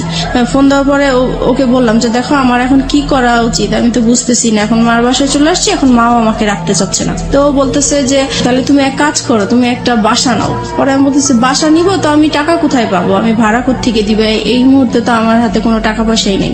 পরে বলতেছে ঠিক আছে, সেটা আমি দেখবো, তুমি আগে খোঁজো বাসা। তারপরে আমি হচ্ছে সাবলেটের মধ্যে বাসা খুঁজতে গেলাম ওখানে। তো ওখানে গিয়েছি, সবাই জিজ্ঞেস করে আপনি কি করেন? তো আমি বলেছি যে পড়াশোনা করি, কারণ বিয়ে হয়েছে এগুলো আমি বলি নাই, সবকিছুই লুকিয়ে গিয়েছি। তো বলতেছে যে একা একটা মেয়েকে তো আমরা বাসা ভাড়া দিতে পারি না, হয় হাজবেন্ড। একা কেন নেবেন? কারণ আপনার সঙ্গে তো আপনার সন্তান আছে। সন্তান আপনার আমি তো হাজবেন্ডের কাছে, সন্তানদেরকে রেখে চলে আসছি। আপনার হাজবেন্ডের কাছে আপনার সন্তান। ওকে ফাইন, হ্যাঁ তারপর বলেন। তারপরে যেটা হচ্ছে যে এখন কেউ আমাকে একা বাসা ভাড়া দিতে চাচ্ছে না। তারপরে আমি আবার তাকে ফোন দিই, রাসেলকে ফোন দিচ্ছি যে দেখো, আমাকে তো কেউ একা বাসা ভাড়া দিতে চাচ্ছে না। তখন সে বলল যে ঠিক আছে, তাহলে তুমি বলো যে তোমার বিয়ে হয়েছে কিন্তু তোমার হাজবেন্ডের বাড়ি এখনো মেনে নিচ্ছে না, তাই হাজবেন্ড মাঝে মাঝে আসবে, তুমি আপাতত একাই থাকবে। পরে এই কথার ভিত্তিতেই আমি আবার গেলাম তারপরে একটা বাসা পেয়েও গেছি, তারপরে ওখানে উঠলাম, সবকিছু নিয়ে ওখানে উঠলাম। মাকেও বললাম যে আমি এরকম এরকম জায়গায় বাসা নিয়েছি, কিন্তু বাসাটা চিনাইনি, জাস্ট বলেছি যে এখানে বাসা নিয়েছি। তারপরে যাই হোক মার কাছ থেকে চলে আসছি ওখানে। তারপরে মার প্রতি তো একটু রাগ আছেই যে আমাকে জায়গা দিল না। তারপরে এখন যেহেতু রাসেলকে হাজবেন্ড হিসাবে পরিচয় করিয়ে দিয়েছি আমি ওখানে, আর এতদিন আমরা বাইরে বাইরে ঘুরতাম, তো এখন মনে হয়েছে নিজের কাছে যে এখন যেহেতু নিজেদের বাসা হয়েছে, কেউ এখন আসবে না, কেউ জানবে না, আর সবাই জানে হাজবেন্ড, তাহলে বাসায় আসলে সমস্যা কি। তারপরে আমার এই বাসায় আসা শুরু হলো। রাসেলের জি রাসেলের। প্রিয় শ্রোতা, আমরা এই জায়গাটায় ছোট্ট একটা বিরতি নিচ্ছি। ভুল এবং অপ্রিয় সত্যের একেবারে মাঝ নদী, যদি বলি একটা নদী, সেটার মাঝ নদীতে নৌকা ডুবছে, সেরকম একটা জায়গাতে আমরা রয়েছি এই মুহূর্তে। হাজবেন্ড আছে, সন্তান আছে, নিজের ব্যবসা আছে এবং ফ্যামিলি আছে, সবকিছুর পরেও নিজের মনের ক্ষুধা এবং ভালোবাসার জায়গাটাতে, এবং যে ভালোবাসা এথিক্যাল পয়েন্ট অফ ভিউ থেকে পাপ বা অনৈতিক, সেরকম একটা জায়গাতে জেনে শুনে বুঝে লম্বা একটা সময় ধরে এরকম একটা ভুল, যা একেবারেই মানা যায় না। কিন্তু কথা হচ্ছে, সে তো ভুল করেছে কিংবা অপরাধ করেছে, সে কারণেই সে কিন্তু যাহা বলিব সত্য বলিবতে এসছে। এরকম ভুল এবং অপরাধের মধ্যে যারা আছেন, তাদের জন্যই কিন্তু আজকের এই মিতা। প্রিয় শ্রোতা, আমরা ছোট্ট একটা বিরতি নিতে চাই, ঠিক 4 মিনিটের বিজ্ঞাপন বিরতি। এরপরে আমরা আবারও ফিরে আসছি যাহা বলিব সত্য বলিবতে। রাসেলের আপনার বাসায় আসা খুব বেশি সহজ হয়ে গেল, এবং রাসেলকে আপনি পরিচয়ও করিয়ে দিলেন যে ইনি হচ্ছে আপনার হাজবেন্ড। তার আগ পর্যন্ত রাসেলকে আপনি কতটুকু চিনতেন অ্যাজ এ হিউম্যান বিং হিসেবে, তার পরিবার সম্পর্কে এবং তার বাসা কোথায়, কি অবস্থা, ডিটেল কিছু জানতেন? তার বাসা কোথায় সেটা জানতাম, কিন্তু ওনার পরিবারের কারোর সাথেই আমার কখনোই কথা হয় নাই, ইভেন দেখাও হয় নাই।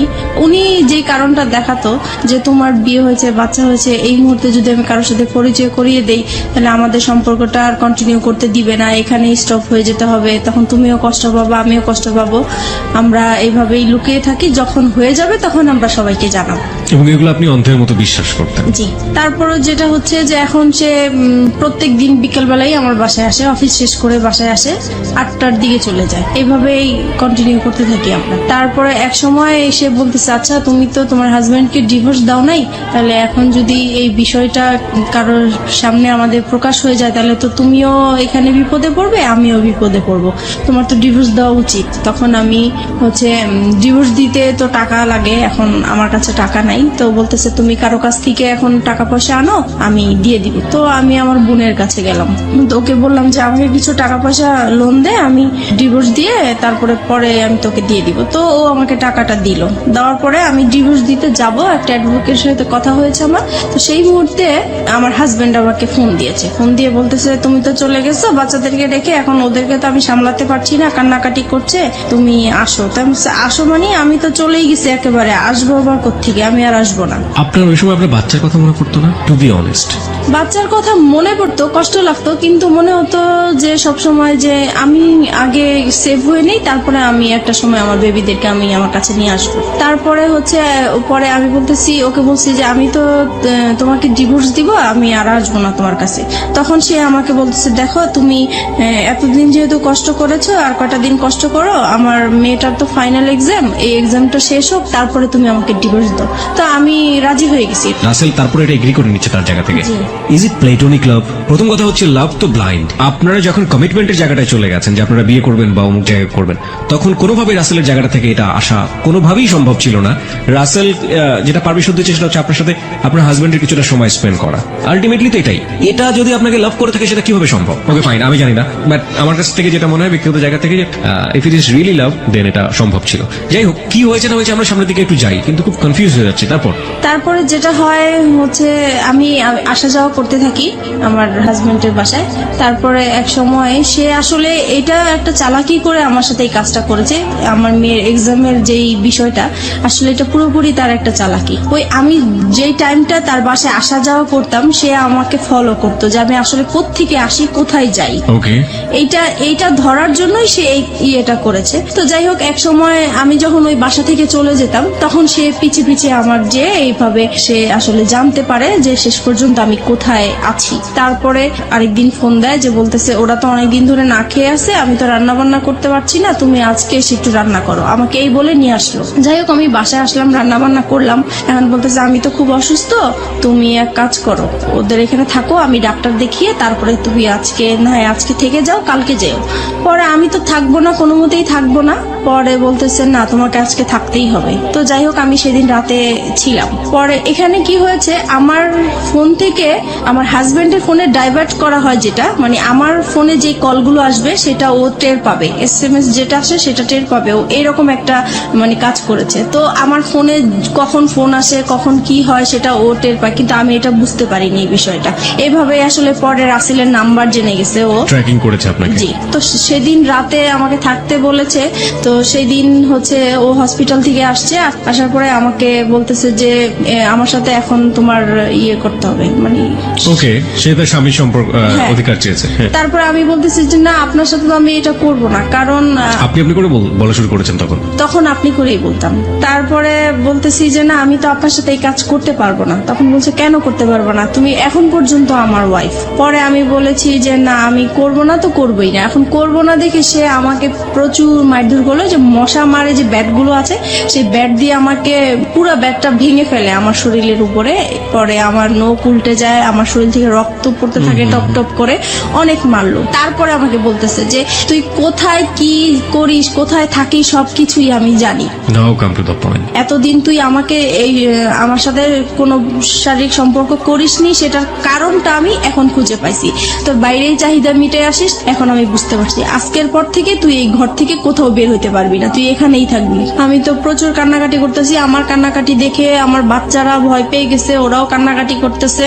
তারপরে আমি বলতেছি যে এখন আমাকে যেতে দেন, নাহলে যে কোনো বিপদ হবে। পরে বলতেছে যে না তোকে আমি যাইতে দিব না, তোকে আমি আটকায় রাখবো। আমার মোবাইল আমার পার্স সবকিছু লক করে দিয়ে, আমাকে পর্যন্ত লক করে দিয়ে সে কোথায় কোথায় জানি 2 দিন ঘুরে আসলো। আমাকে 2 দিন পর্যন্ত বাসায় লক করে রাখছে। আমি এদিক দিয়ে রাসেলের সাথে যোগাযোগ করতে পারছি না, কারোর সাথে যোগাযোগ করতে পারছি না। পরে 2 দিন পরে আমি বললাম যে আজকে যদি আমাকে বের হইতে না দেন তাহলে যে কোনো বিপদ আপনার হবে।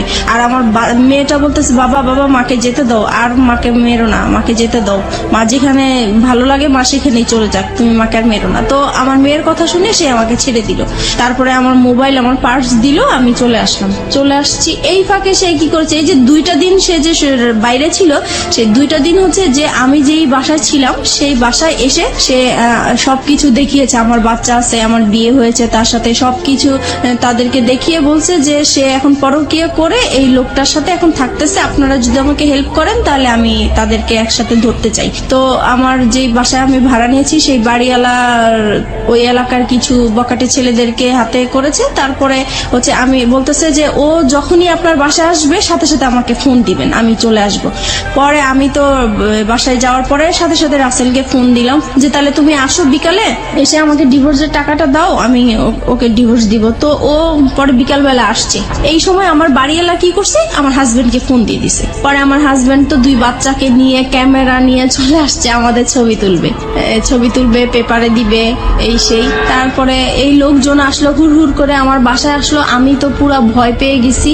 আমি তো তাকে দেখে অবাক যে সে কিভাবে আমার বাসা চিনলো, কিভাবে আসলো।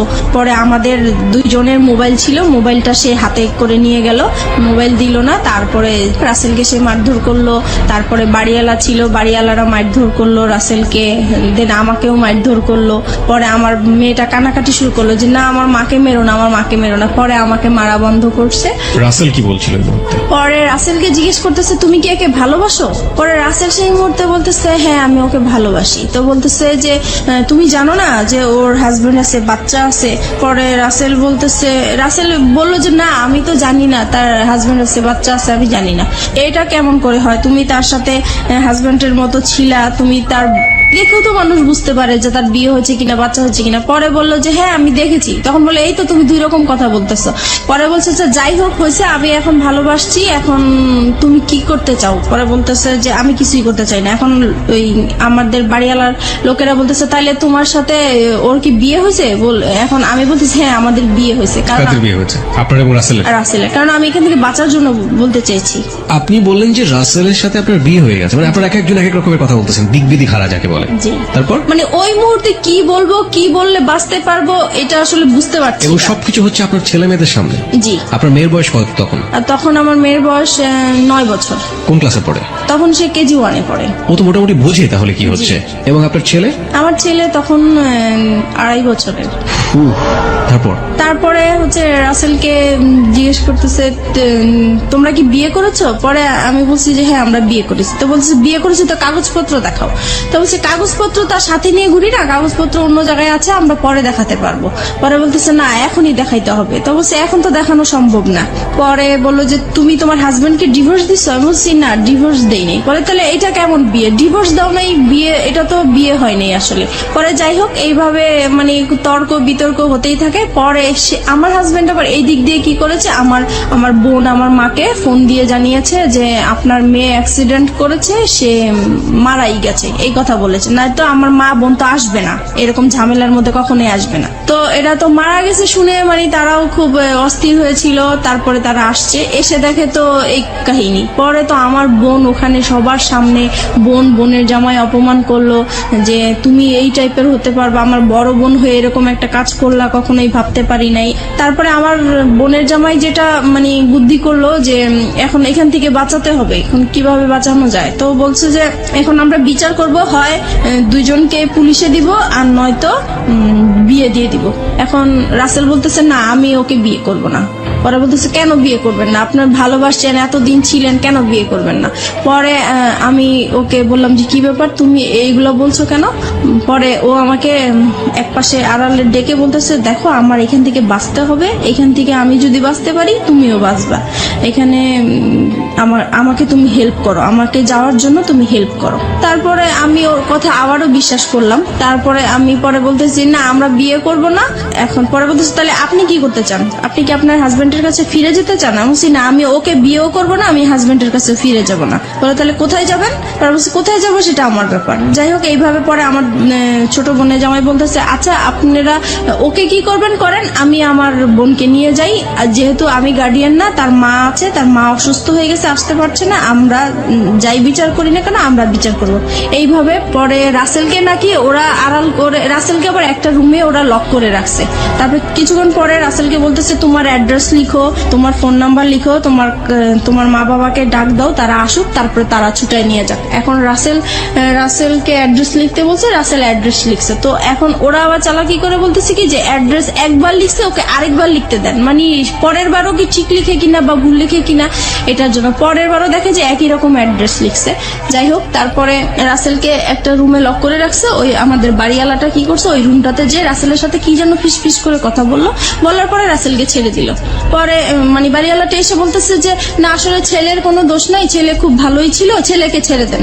পরে রাসেলকে ছেড়ে দিল। ছেড়ে দেওয়ার পরে আস্তে আস্তে পরে বাড়িওয়ালা আমার মাথায় আবার হাত টাত বুলিয়ে বলতেছে যাও মা তুমি চলে যাও, এইভাবে তুমি বাচ্চাদেরকে ছেড়ে আসছো, তোমার লাইফ তো চলেই গেছে, এখন বাচ্চাদের জীবন, বাচ্চাদের দিকে তাকিয়ে হলেও তুমি এরকম স্বামীর সংসার করতেই হবে তোমার। পরে যাই হোক আমার বোনের জামাই আমাকে নিয়ে আসলো, বাচ্চা দুইটা ওর বাবার সাথে চলে গেল, আর রাসেল তো আগেই বের হয়ে গেল। তারপরে আমি আমার মার বাসায় চলে আসলাম। এখন মার বাসায় আসার পরে আমি রাসেলকে ফোন দিলাম, পরপরই আমি রাসেলকে ফোন দিলাম যে দেখো তুমি এরকম কেন করলো, ওখানে তুমি আমাকে চিনোই না, এই না সেই না। তখন সে মানে খুব রাগী হয়ে আমাকে বলতেছে যে দেখো আমি তোমার সাথে এতদিন সম্পর্ক করছি, আমি তোমাকে সত্যিই ভালোবাসছিলাম, কিন্তু তোমার জন্য আমি এত বড় অপমান হবো আমি কখনোই কল্পনা করতে পারি নাই। আজ পর্যন্ত আমার মা আমাকে তুই করেও বলে নাই, মারবে তো দূরের কথা, সেইখানে আমি তোমার জন্য রাস্তার মানুষের কাছে মার খেয়েছি, বকা খেয়েছি। আমি আর তোমার সাথে কোনো রকমই সম্পর্ক করব না, তুমি তোমার মতো চলো, আমি আমার মতো চলি। তো আমি বলছি দেখো এখন তোমার জন্য আমি রাস্তায় বের হয়েছি, আজকে আমার ঘর ছাড়লাম, সন্তান ছাড়লাম, তাহলে এখন আমি কোথায় যাব? বলতেছি তুমি কোথায় যাবা, কি করবে, একান্তই তোমার ব্যাপার, আমি আর তোমার সাথে নাই। আপনি এগেইন এই সেন্টেন্সটা রিপিট করেন। আপনি কি বললেন? তোমার জন্য? বলতেছি তোমার জন্য আমি ঘর ছাড়লাম, সংসার ছাড়লাম, সন্তানদেরকে ছেড়ে তোমার আশায় আমি রাস্তায় বের হলাম, এখন তুমি বলতেছো যে তুমি আমাকে চিনো না, আমার দায়িত্ব নিবা না, তাহলে আমি এখন কোথায় যাব? আমরা এই সেন্টেন্সটা এখানে দুইবার বলেছি প্রিয় শ্রোতা। This is a very important sentence of this কি বলা যেতে পারে, রিভিল অফ ট্রুথ। আমরা ফিরে যেতে চাই আপনার কাছে আবারও, বলুন। হ্যাঁ, তারপর? তারপরে সে বলতেছে না আমার পক্ষে আর তোমাকে নিয়ে এগিয়ে যাওয়াটা সম্ভব না। তো বলছি যে দেখো যাই কিছু হয়েছে না কেন এটা সব মানুষ করেছে, আমার কাছ থেকে তো তুমি কোনো খারাপ আচরণ পাওনি এই পর্যন্ত। বলছে না পাইনি। আমি কই, তাহলে তুমি কেন এরকম করতেছো আমাকে? বলে আমি এত কিছু জানি না, আমি এই কথাটাই শুধু বলবো তোমাকে যে তোমার সাথে আমার আজীবন একটা সম্পর্ক থাকবে, আজীবন কথা হবে, কিন্তু কোনোদিন দেখা হবে না। তোমার কোনো যদি বিপদ হয়, তোমার টাকা পয়সা লাগে, আমি তোমাকে সেই দিকে হেল্প করব, কিন্তু তোমার সাথে আর এখন পর্যন্ত আমি আর কোনো সম্পর্ক রাখতে চাই না, ভালোবাসার কোনো সম্পর্ক রাখতে চাই না। একটা ফ্রেন্ডশিপ হিসাবে যতটুকু করার আমি করব। তারপরে যাই হোক সে ফোনটা রেখে দিল, আমি আর তাকে ফোন টোন দেই নাই। আমার মন খুব খারাপ। এইদিকে মা আমাকে প্রচুর গালাগালি করতেছে, আমার ছোট বোন আমাকে গালাগালি করতেছে, আমার খুবই খারাপ লাগতেছে। শুধু মনে হচ্ছে যে আমার এখন মরে যাওয়াই উচিত, এছাড়া আর কিছু করা উচিত না। কিন্তু কি আর করবো বুঝতেছি না। একদিন পরে আমি তাকে আবার ফোন দেই, রাসেলকে ফোন দেই। খুব কান্নাকাটি করে আমি তাকে বলতেছি দেখো যেভাবেই হোক তুমি আমাকে ভুল বুঝো না, তুমি এখন আমি কি করবো, আমি তোমাকে ছাড়া বাঁচবো না, তোমাকে এত ভালোবেসে ফেলছি, আমি তোমাকে ভুলতেও পারছি না, ভোলা সম্ভব না, আমি এখন কি করব, তুমি একটা উপায় আমাকে দাও, তুমি যেভাবেই হোক তুমি একটা কিছু করো। আর বলতেছে না আমি আর কোনো মতেই তোমার সাথে সম্পর্ক কন্টিনিউ করতে চাই না। অনেক বুঝিয়েছি, সে কোনোভাবেই কিছু করবে না। যাই হোক আমি পরে কি করব, বাসায় এইভাবেই আসি। মা আমাকে বলতেছে যে তুমি এখন আমার ঘর থেকে বের হয়ে যাও, তোমার মতো মেয়ে আমার দরকার নাই। যেখানে আমাদের এই এলাকার মধ্যে কোনোদিন কেউ একটা খারাপ কথা বলতে পারে নাই, আজকে তোমার জন্য এলাকা তোমার হাজবেন্ড যখন আইসা বলছে যে তুমি মারা গেছো, আমি রাস্তায় ছিলাম, সেই রাস্তার মধ্যে আমি অজ্ঞান হয়ে পড়ে গেছি, সেখানে মানুষজন জিজ্ঞেস করছে কেন এরকম হয়েছে, সবাই জেনে গেছে। এখন আমি এই মুখ আমি কিভাবে দেখাবো, তোমার জন্য আজকে আমি এত অপমান হলাম, আমি তোমার মতো মেয়ে আমার দরকার নেই, এরকম বললো। পরে এখন আমি ভাবছি কি মার রাগ উঠেছে, হয়তো বা রাগ কমে গেলে পরে ঠিক হয়ে যাবে, কিন্তু না, একদিন দুদিন হয়ে গেল সে আমার সাথে কোনো কথাও বলে না, আমি খেয়েছি কিনা সেটাও জিজ্ঞেস করে না। পরে আমার কাছে খুবই খারাপ লাগলো। পরের দিন সকালবেলা সে কি করলো, আমার যত জিনিসপত্র আছে সবই সে ঘর থেকে বের করে দিল। এখন আমাকেও বলতেছে যে এখন বের হয়ে যাওয়ার জন্য। পরে শেষ মুহূর্তে আমি আবার রাসেলকে ফোন দিলাম যে দেখো আমি তো মার বাসায় আশ্রয় নিলাম, এখন মাও আমাকে বের করে দিচ্ছে, এখন আমি কি করবো? বলে তুমি কি করবে এটা তোমার ব্যাপার, তুমি আজকের পর থেকে আমাকে আর ফোন দিবা না।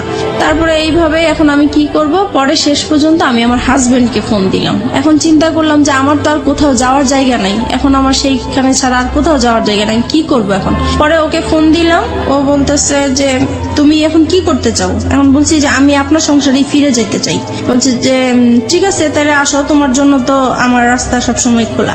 তখন আমি বলছি যে একটা শর্ত আছে। বলতেছি কি শর্ত? আমি বলছি কি আপনার সাথে আমি মানে যাব, আবার নতুন করে সংসার করব, ঠিক আছে, কিন্তু আমি আপনার সাথে কোনো স্বামী স্ত্রী সম্পর্ক রাখতে পারবো না। পরে বলছে এটা কেমন কথা, মানে হাজবেন্ড ওয়াইফ থাকবো, সবাই জানবে, অথচ তোমার আর আমার মাঝে স্বামী স্ত্রী কোনো সম্পর্কই থাকবে না, এটা তো হবে না। পরে আমি বলছি না, এটা যদি মেনে নেন তাহলে আমি আপনার সংসারে ফিরে যাব, নাহলে যাব। পরে সে বললো যে ঠিক আছে আমি রাজি। এখন সে হুট করে রাজি হয়ে গেল। যাই হোক আমি যে উকিলের কাছে গিয়েছিলাম ডিভোর্সের জন্য, সেখানে যে আবার ক্যান্সেল করলাম, দুইজনে গেলাম, পরামর্শ নিলাম। উকিল বলল যে তোমরা ভালো হয়ে চলো, যে কোনো বিপদ হলে আমাকে আবার ফোন দিও। এত কিছুর পরও আপনার হাজবেন্ড আপনাকে মানলো, মেনে নিল। এবং এই মেনে নেওয়াটাকে আপনি ওই মুহূর্তে কি হিসেবে দেখেছেন? ওই মুহূর্তে দেখেছি যে না আসলে সেই ভালো, আমি যত অন্যায় করেছি কিন্তু সে তো আমাকে মেনে এবং নিয়েছে। আপনি এমন একটা কন্ডিশন তাকে দিলেন যেটা কোনো হাজবেন্ডই কখনোই মানবে না। আপনি সেই কন্ডিশনও সে মেনে নিল এত কিছুর পরে। জি।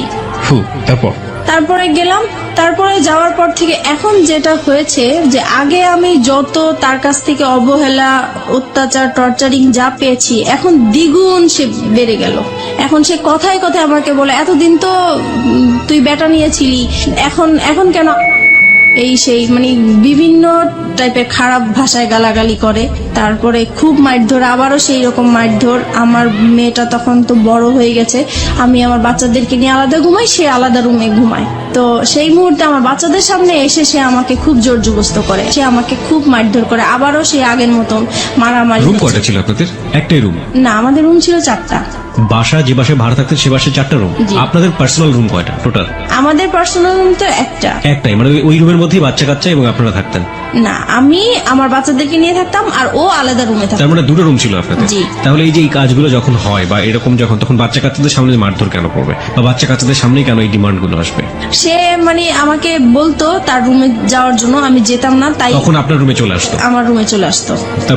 তারপরে যেটা হয়েছে মানে এরকম জোর করতো, একটা সময় আমার বাচ্চারা জাগনা থাকতো তারপরেও সে জোর জবস্ত করতো। আমি তাকে এত বলতাম যে দেখেন আমার বাচ্চাগুলো আছে, ওরা তো বুঝতেছে, কেন আপনি ওদের সামনে এরকম করতেছেন? বলতেছে তুই তো খারাপ হয়ে গেছিস, তুই যে খারাপ এটা ওরা জানার দরকার আছে, ওদের বোঝার দরকার আছে, সেই জন্য এরকম করি। তারপরে থেকে কি হতো, আমি রাতে আর ঘুমাতাম না, আমি সারা রাত জেগে থাকতাম। আমার সারাক্ষণ ভয় করতো যে সে কখন আসে, কখন মারধর করে, তাই ঘুমাতাম না। এক সময় সে আমার বালিশ, আমার কাঁথা এগুলো নিয়ে যেত যেন আমি ঘুমাতে না পারতাম। সে মানে ফ্যান বন্ধ করে রাখতো, লাইট জ্বালায় আপনি এরকম রাখতো। ক্রেজি কেন হয়ে গেলেন? আপনি স্বামী হিসেবে তাকে মানছেন, স্বামীর অধিকার তাকে দিচ্ছেন না কেন?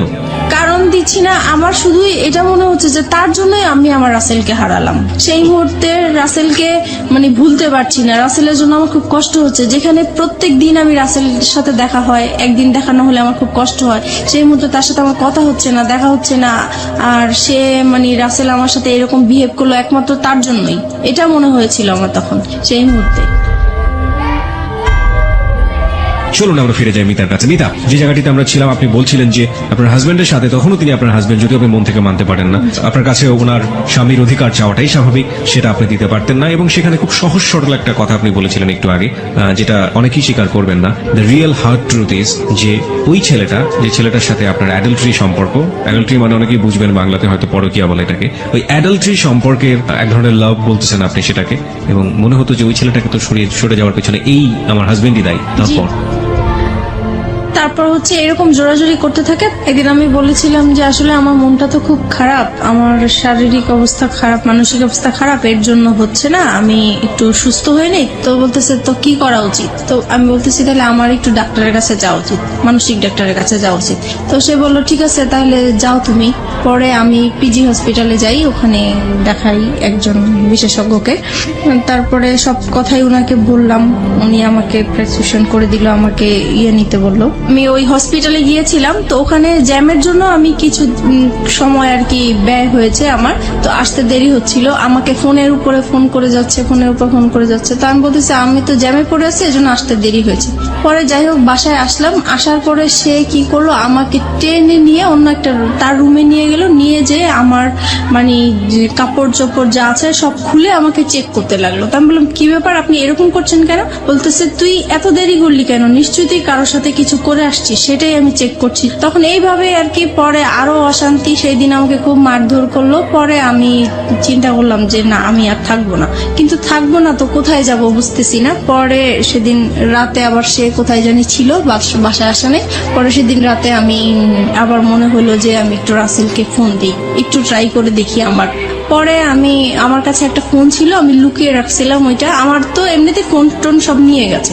তারপরে যেটা ছিল সেটা আমি লুকিয়ে রাখছি, ওইটা বের করে আমার আলাদা একটা সিম ছিল, ওইটা দিয়ে আমি রাসেলকে ফোন দিয়েছি। পরে ফোন দেওয়ার পরে রাসেল কি করলো, মানে খুব কান্নাকাটি, মানে কান্না কণ্ঠে সে আমার সাথে কথা বললো, আর আমি তো কান্না করতেছি। পরে আমি বলতেছি যে কি ব্যাপার, কেমন আছো? তো সে বলতেছে যে আমি তো ভালো নাই, তোমাকে ছাড়া আমি কিভাবে ভালো থাকবো? তো এটা শুনে আমার আরো বেশি কান্না বলে, কারণ তার প্রতি এখনো আমার ভালোবাসা আছে। তা আমি বলছি কি ব্যাপার, তুমি এরকম কথা বলছো কেন? তোমার জন্যই তো আজকে আমি এখানে চলে আসছি, তুমি কেন এই ধরনের কথা বলতেছো? বলে যে আমি তো তখন বুঝতে পারি নাই, তুমি চলে গেলে আমার এতটা কষ্ট হবে, আমি আসলেই খুব কষ্টে আছি। তো বলছি দেখো আমিও তো কষ্টে আছি, আগে যেরকম যন্ত্রণা করতো তার চাইতে এখন আরো বেশি বেড়ে গেছে, তাই আমি থাকতে পারছি না। পরে বলতেছে তাহলে তুমি এক কাজ করো, তুমি আর একটা মাস থাকো, একটা মাস পরে আমি তোমাকে যে কোনো একটা কিছু করব। তো আমি বলছি দেখো আমার কাছে আমি যদি একটা মাস থাকি তাহলে আমার এখানে লাশ বের হবে, আমি আর থাকবো না, ও যেভাবে আমাকে টর্চার করতেছে। পরে বলতেছে তাহলে তুমি কি করতে চাও? এখন আমি বলছি কি দেখো আমি ওকে আজকেই বের হয়ে যেতে চাই, বের হয়ে ওকে আমি একটা ডিভোর্স দিয়ে দিব সাথে সাথেই। তারপরে আমি কারো কাছে ধরো এক মাস, তুমি যেহেতু সময় নিতে চাচ্ছ, এক মাস আমি কোথাও আশ্রয় নিব, তারপরে তুমি যেটা করবে আমি সেটাই প্রস্তুত থাকবো। পরে বলতেছে যে ঠিক আছে তাহলে তুমি যেটাই করো ভেবে চিন্তে করো। পরে আমি কি করলাম, পরে আমি এখন বের হয়ে যাব, পরের দিন চিন্তা করছি, কাপড় চোপড় নিয়েছি, মানে পরেছি। এখন সে আমার পার্স আর মোবাইল তো আটকে রাখছে, আমি তো নাম্বার কারোর সাথে যোগাযোগ করবো বা কিছু সেই রকম কোনো ব্যবস্থা নাই। পরে আমি বলতেছি আমার পার্স দেন, আমি একটু বাইরে যাব। সে বলে বাইরে কোথায়? আমি বলছি, বাইরে আমার একটু কাজ আছে, আমি যাব। সে আমাকে যেতেই দিবে না। পরে এটা নিয়ে অনেক মারধর হইলো। তারপরে বিকাল দিকে বলতেছে কি যে আচ্ছা ঠিক আছে, আপনার পার্স আপনার মোবাইল আমি সবই দিব, কিন্তু এখানে হচ্ছে আমার কথা শুনতে হবে। আমি কি যে কালকে আমরা আমার মেয়েটা যখন ওই বাইরে যেতে চাচ্ছে, তাহলে কালকে আমরা ঘুরতে যাই, তারপরে আপনি যা বলবেন তাই আমি শুনবো। তা বলছে ঠিক আছে, তাহলে আমার মোবাইল আমার পার্স আমার কাছে দিয়ে দিতে হবে। বলছে ঠিক আছে দিয়ে দিব। পরে আমি এই ইয়েতে সেদিন শুক্রবার ছিল, স্কুল বন্ধ ছিল, তো সেই ফাঁকে আমরা ঘুরতে বের হয়েছি। আর আমার উদ্দেশ্য ছিল যে আমি কোনো রকম ঘর থেকে বের হতে পারলেই হয়েছে। এই পরে আমি ওদের সাথে এর জন্য রাজি হয়েছি যাওয়ার জন্য। পরে আমি যখন বাইরে বের হওয়ার পরে কিছু দূর আসার পরে আমি বলতেছি আপনারা আপনাদের মতো যান, আমি আমার মতো যাই। সে তো এই খেপে গেছে, কি ব্যাপার, মানে কি বলতে চাচ্ছ? আমি বলছি আমি আর আপনাদের সাথে যাব না। কোথায় যাবো? আমি আমার মতো যাব। কোথায় যাবো? আমি যেখানেই যাই, আমি আপনার সাথে আর যাবো না, আপনার সাথে থাকবো না। এই বলার পরে সে রাস্তা তো তখন জুমাবার ছিল, শুক্রবার, সবাই নামাজ পড়ে আসতেছে। এই সময় আমাকে রাস্তার মধ্যে অনেক মারধর করলো। আর রাস্তার মানুষ নামাজ পড়ে যাচ্ছে, সবাইকে আমি মানে এত কান্নাকাটি করে বললাম যে আমাকে একটু হেল্প করেন, কেউ আমার দিকে মানে সাহায্যের হাত বাড়িয়ে দিল না। সবাই শুধু বললো যে আপনারা স্বামী স্ত্রী ঝগড়া করছেন, বাসায় যে করেন, এটা বাহিরে নিয়ে আসেন না, মানুষ খারাপ বলছে। কিন্তু আমি যে বাসায় কতটা অত্যাচার হচ্ছি সেটা তো মানুষ বুঝতেছে না। আমি বলার চেষ্টা করতেছি, কেউ আমাকে মানে হেল্প করতে চাচ্ছে না। যাই হোক, তারপরে পরে আমি বললাম যে ঠিক আছে, আমি আসলে যাচ্ছি আমার অ্যাডভোকেটের কাছে, আমাকে যেতে দেন। পরে সে বলল যে ঠিক আছে আমিও যাবো। আমি তো চলেন যাই। পরে রাজি হলো, পরে রিক্সা নিল, আমরা রিক্সার মধ্যে উঠলাম। পরে রাস্তায় যে সার্জন থাকে, আমি হঠাৎ করে সার্জনকে দেখে রিক্সা থেকে নেমে গেলাম। পরে আমি সার্জনকে বললাম যে আপনি আমাকে একটু হেল্প করতে পারেন? তো বললো কি বিষয়? অবশ্যই আমার হাজবেন্ড ওয়াইফের একটু ঝগড়া চলছে, আমি আসলে ওর সংসার করতে চাচ্ছি না, কিন্তু আমাকে ঘর থেকে বের হতে দিচ্ছে না, আমাকে ডিভোর্সও দিতে দিচ্ছে না। পরে বলছে যে এটা তো আসলে ফ্যামিলি সমস্যা, এটা তো আমরা কিছু করতে পারি না। আমি বলছি না, আমি আসলে ওর সাথে কোনো মতেই যাবো না, আপনি যে কোনো আমাকে একটা হেল্প করেন। পরে ওনারা সেটা হচ্ছে রামপুরা থানার এরিয়াতে, তখন সে থানায় ফোন দিয়েছে। পরে থানা থেকে গাড়ি আসছে, পরে আমাকে নিয়ে গেছে থানায়। পরে থানায় যাওয়ার পরে আমার বাচ্চারাও আমার সাথে ছিল।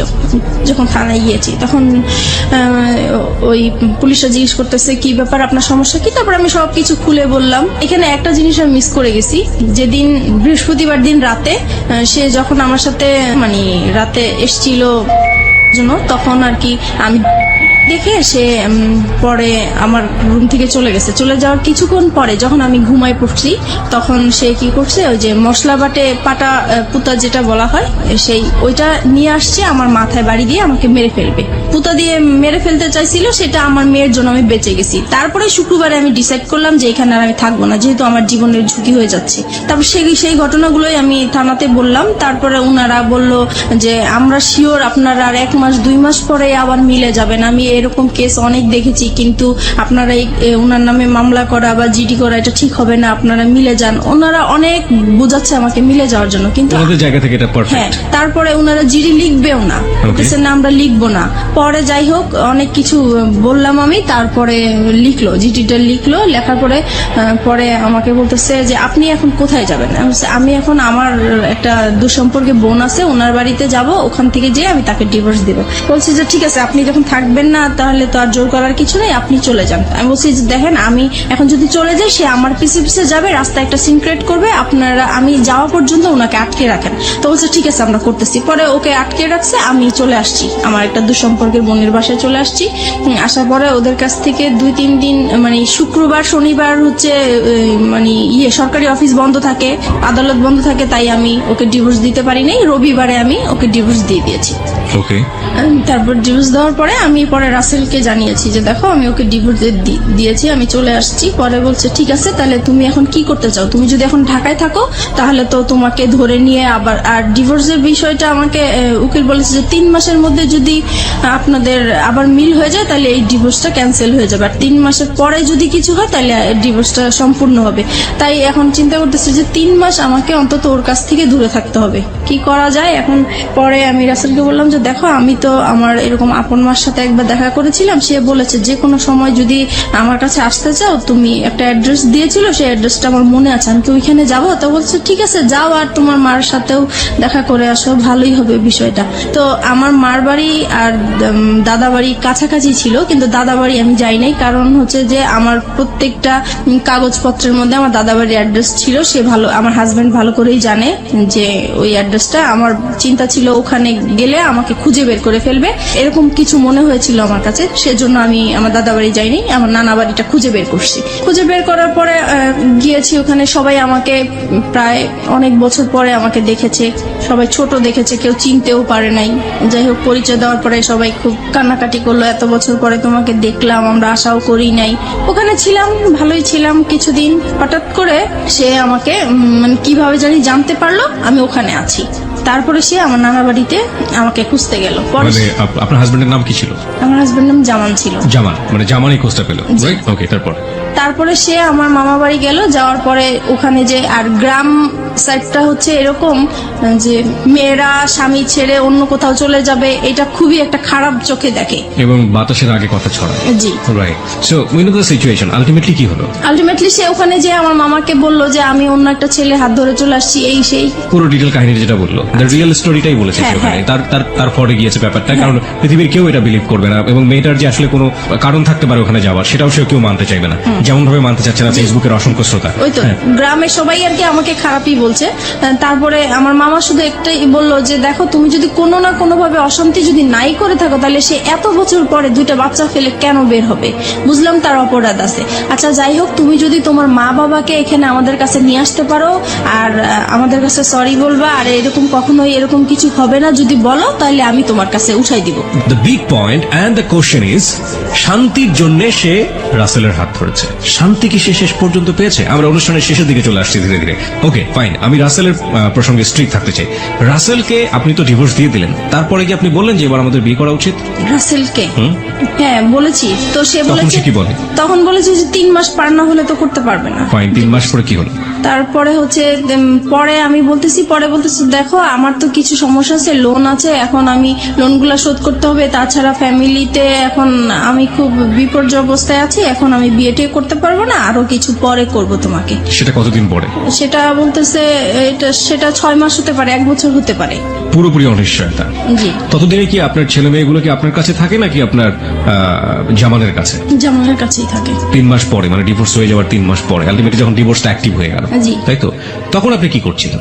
তখন আমি হচ্ছে মানে জায়গায় জায়গায় আশ্রয় নিয়ে বেড়াচ্ছি, যেহেতু আমার নানা বাড়ি চিনে ফেলেছে, নানা বাড়ি আর থাকা যাবে না, সেজন্য আমি, আমার মা থাকতো ঢাকায় গাজীপুরে চলে গিয়েছি। তারপরে গাজীপুরে যাওয়ার পরে ওখানেও সে বের করে ফেলেছে। আর ওখানে একটা ইতিহাস হয়েছে, যেটা হচ্ছে যে আমার মার যেই দ্বিতীয় হাজবেন্ড, ওনার সাথে আমার হাজবেন্ডের এক্স হাজবেন্ডের আর কি একটা ভালো সম্পর্ক হয়ে গেছে। আর আমার হাজবেন্ড হচ্ছে তাকে টাকার লোভ দেখিয়েছে যে আপনি যদি ওকে আমার হাতে তুলে দিতে পারেন তাহলে আপনাকে টাকা দিব। আপনার হাতে তুলে, মানে ওর হাতে তুলে দিলে লাভটা কি হবে? ও কি করতে চায় আপনার সঙ্গে? আমার সাথে মানে সে সংসার করবে। এখনো সে সংসার করবে? এখনো সে সংসার করবে। মানে ডিভোর্স হয়ে যাওয়ার পরও সে সংসার করবে? কেন করবে? কেন করবে সেটা আমি জানি। সে সবাইকে কস দেখায় যে 2টা বাচ্চার জন্য হলেও আমি তাকে নিতে চাই, সে যত কিছুই করুক না কেন, আমি 2টা বাচ্চার জন্য হলেও সংসার করতে চাই। ওকে। পরে উনি এরকম আর কি। আর তারপরে এই যখন ওনাকে টাকার লোকটা দেখিয়েছে, তারপর থেকে ওই লোকটা আমাকে সবসময় জ্বালাতন করতো, বলতো চলে যাও, তুমি থাকতে পারবে না আমার বাসায়, এই সেই অনেক যন্ত্রণা করতো। পরে একটা সময় আমার আর ওইখানে থাকা হতো না, আমি খুব কষ্ট পেতাম। পরে আমি চিন্তা করলাম যে আমি এখন কোথায় যাব, সবকিছুই তো হারিয়ে ফেললাম, কার কাছে এখন যে আশ্রয় নিতে পারি। তখন আমার মাথায় একটা জিনিস আসলো যে আমি এখন পর্যন্ত আমার বাবার কাছে যাইনি, আমার বাবার আশ্রয়টা বাকি আছে, আমি সেখানে যাব। পরে আমি বাবাকে খুঁজে বের করলাম, পরে বাবার কাছে আমি আশ্রয় নিলাম। বাবার কাছে আশ্রয় নেওয়ার পরে সে আবার ওই একইভাবে মানে টের পেয়ে গেল আমি বাবার কাছে আছি। তারপরে হচ্ছে সে আমার সাথে ওইখানে আসছে, আমার বাবার কাছে আসছে, এসে আমার বাবাকে বিশ্রী ভাষায় গালাগালি করলো, আমাকে গালাগালি করলো, করার পরে আমাকে থ্রেট দিল যে মেরে ফেলবে, আমার বাবা সহ মেরে ফেলবে, এই সেই।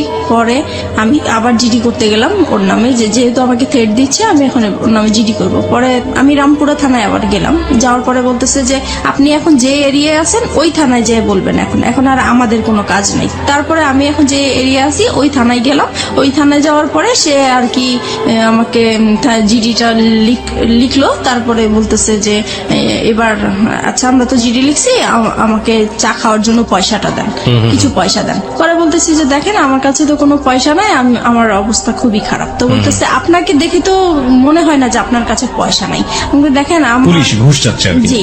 তো আমি বলতেছি দেখেন সত্যিই আমার কাছে পয়সা নাই। বলে পয়সা না থাকলে আপনি এত পাংপুং করে বেড়ান কেন?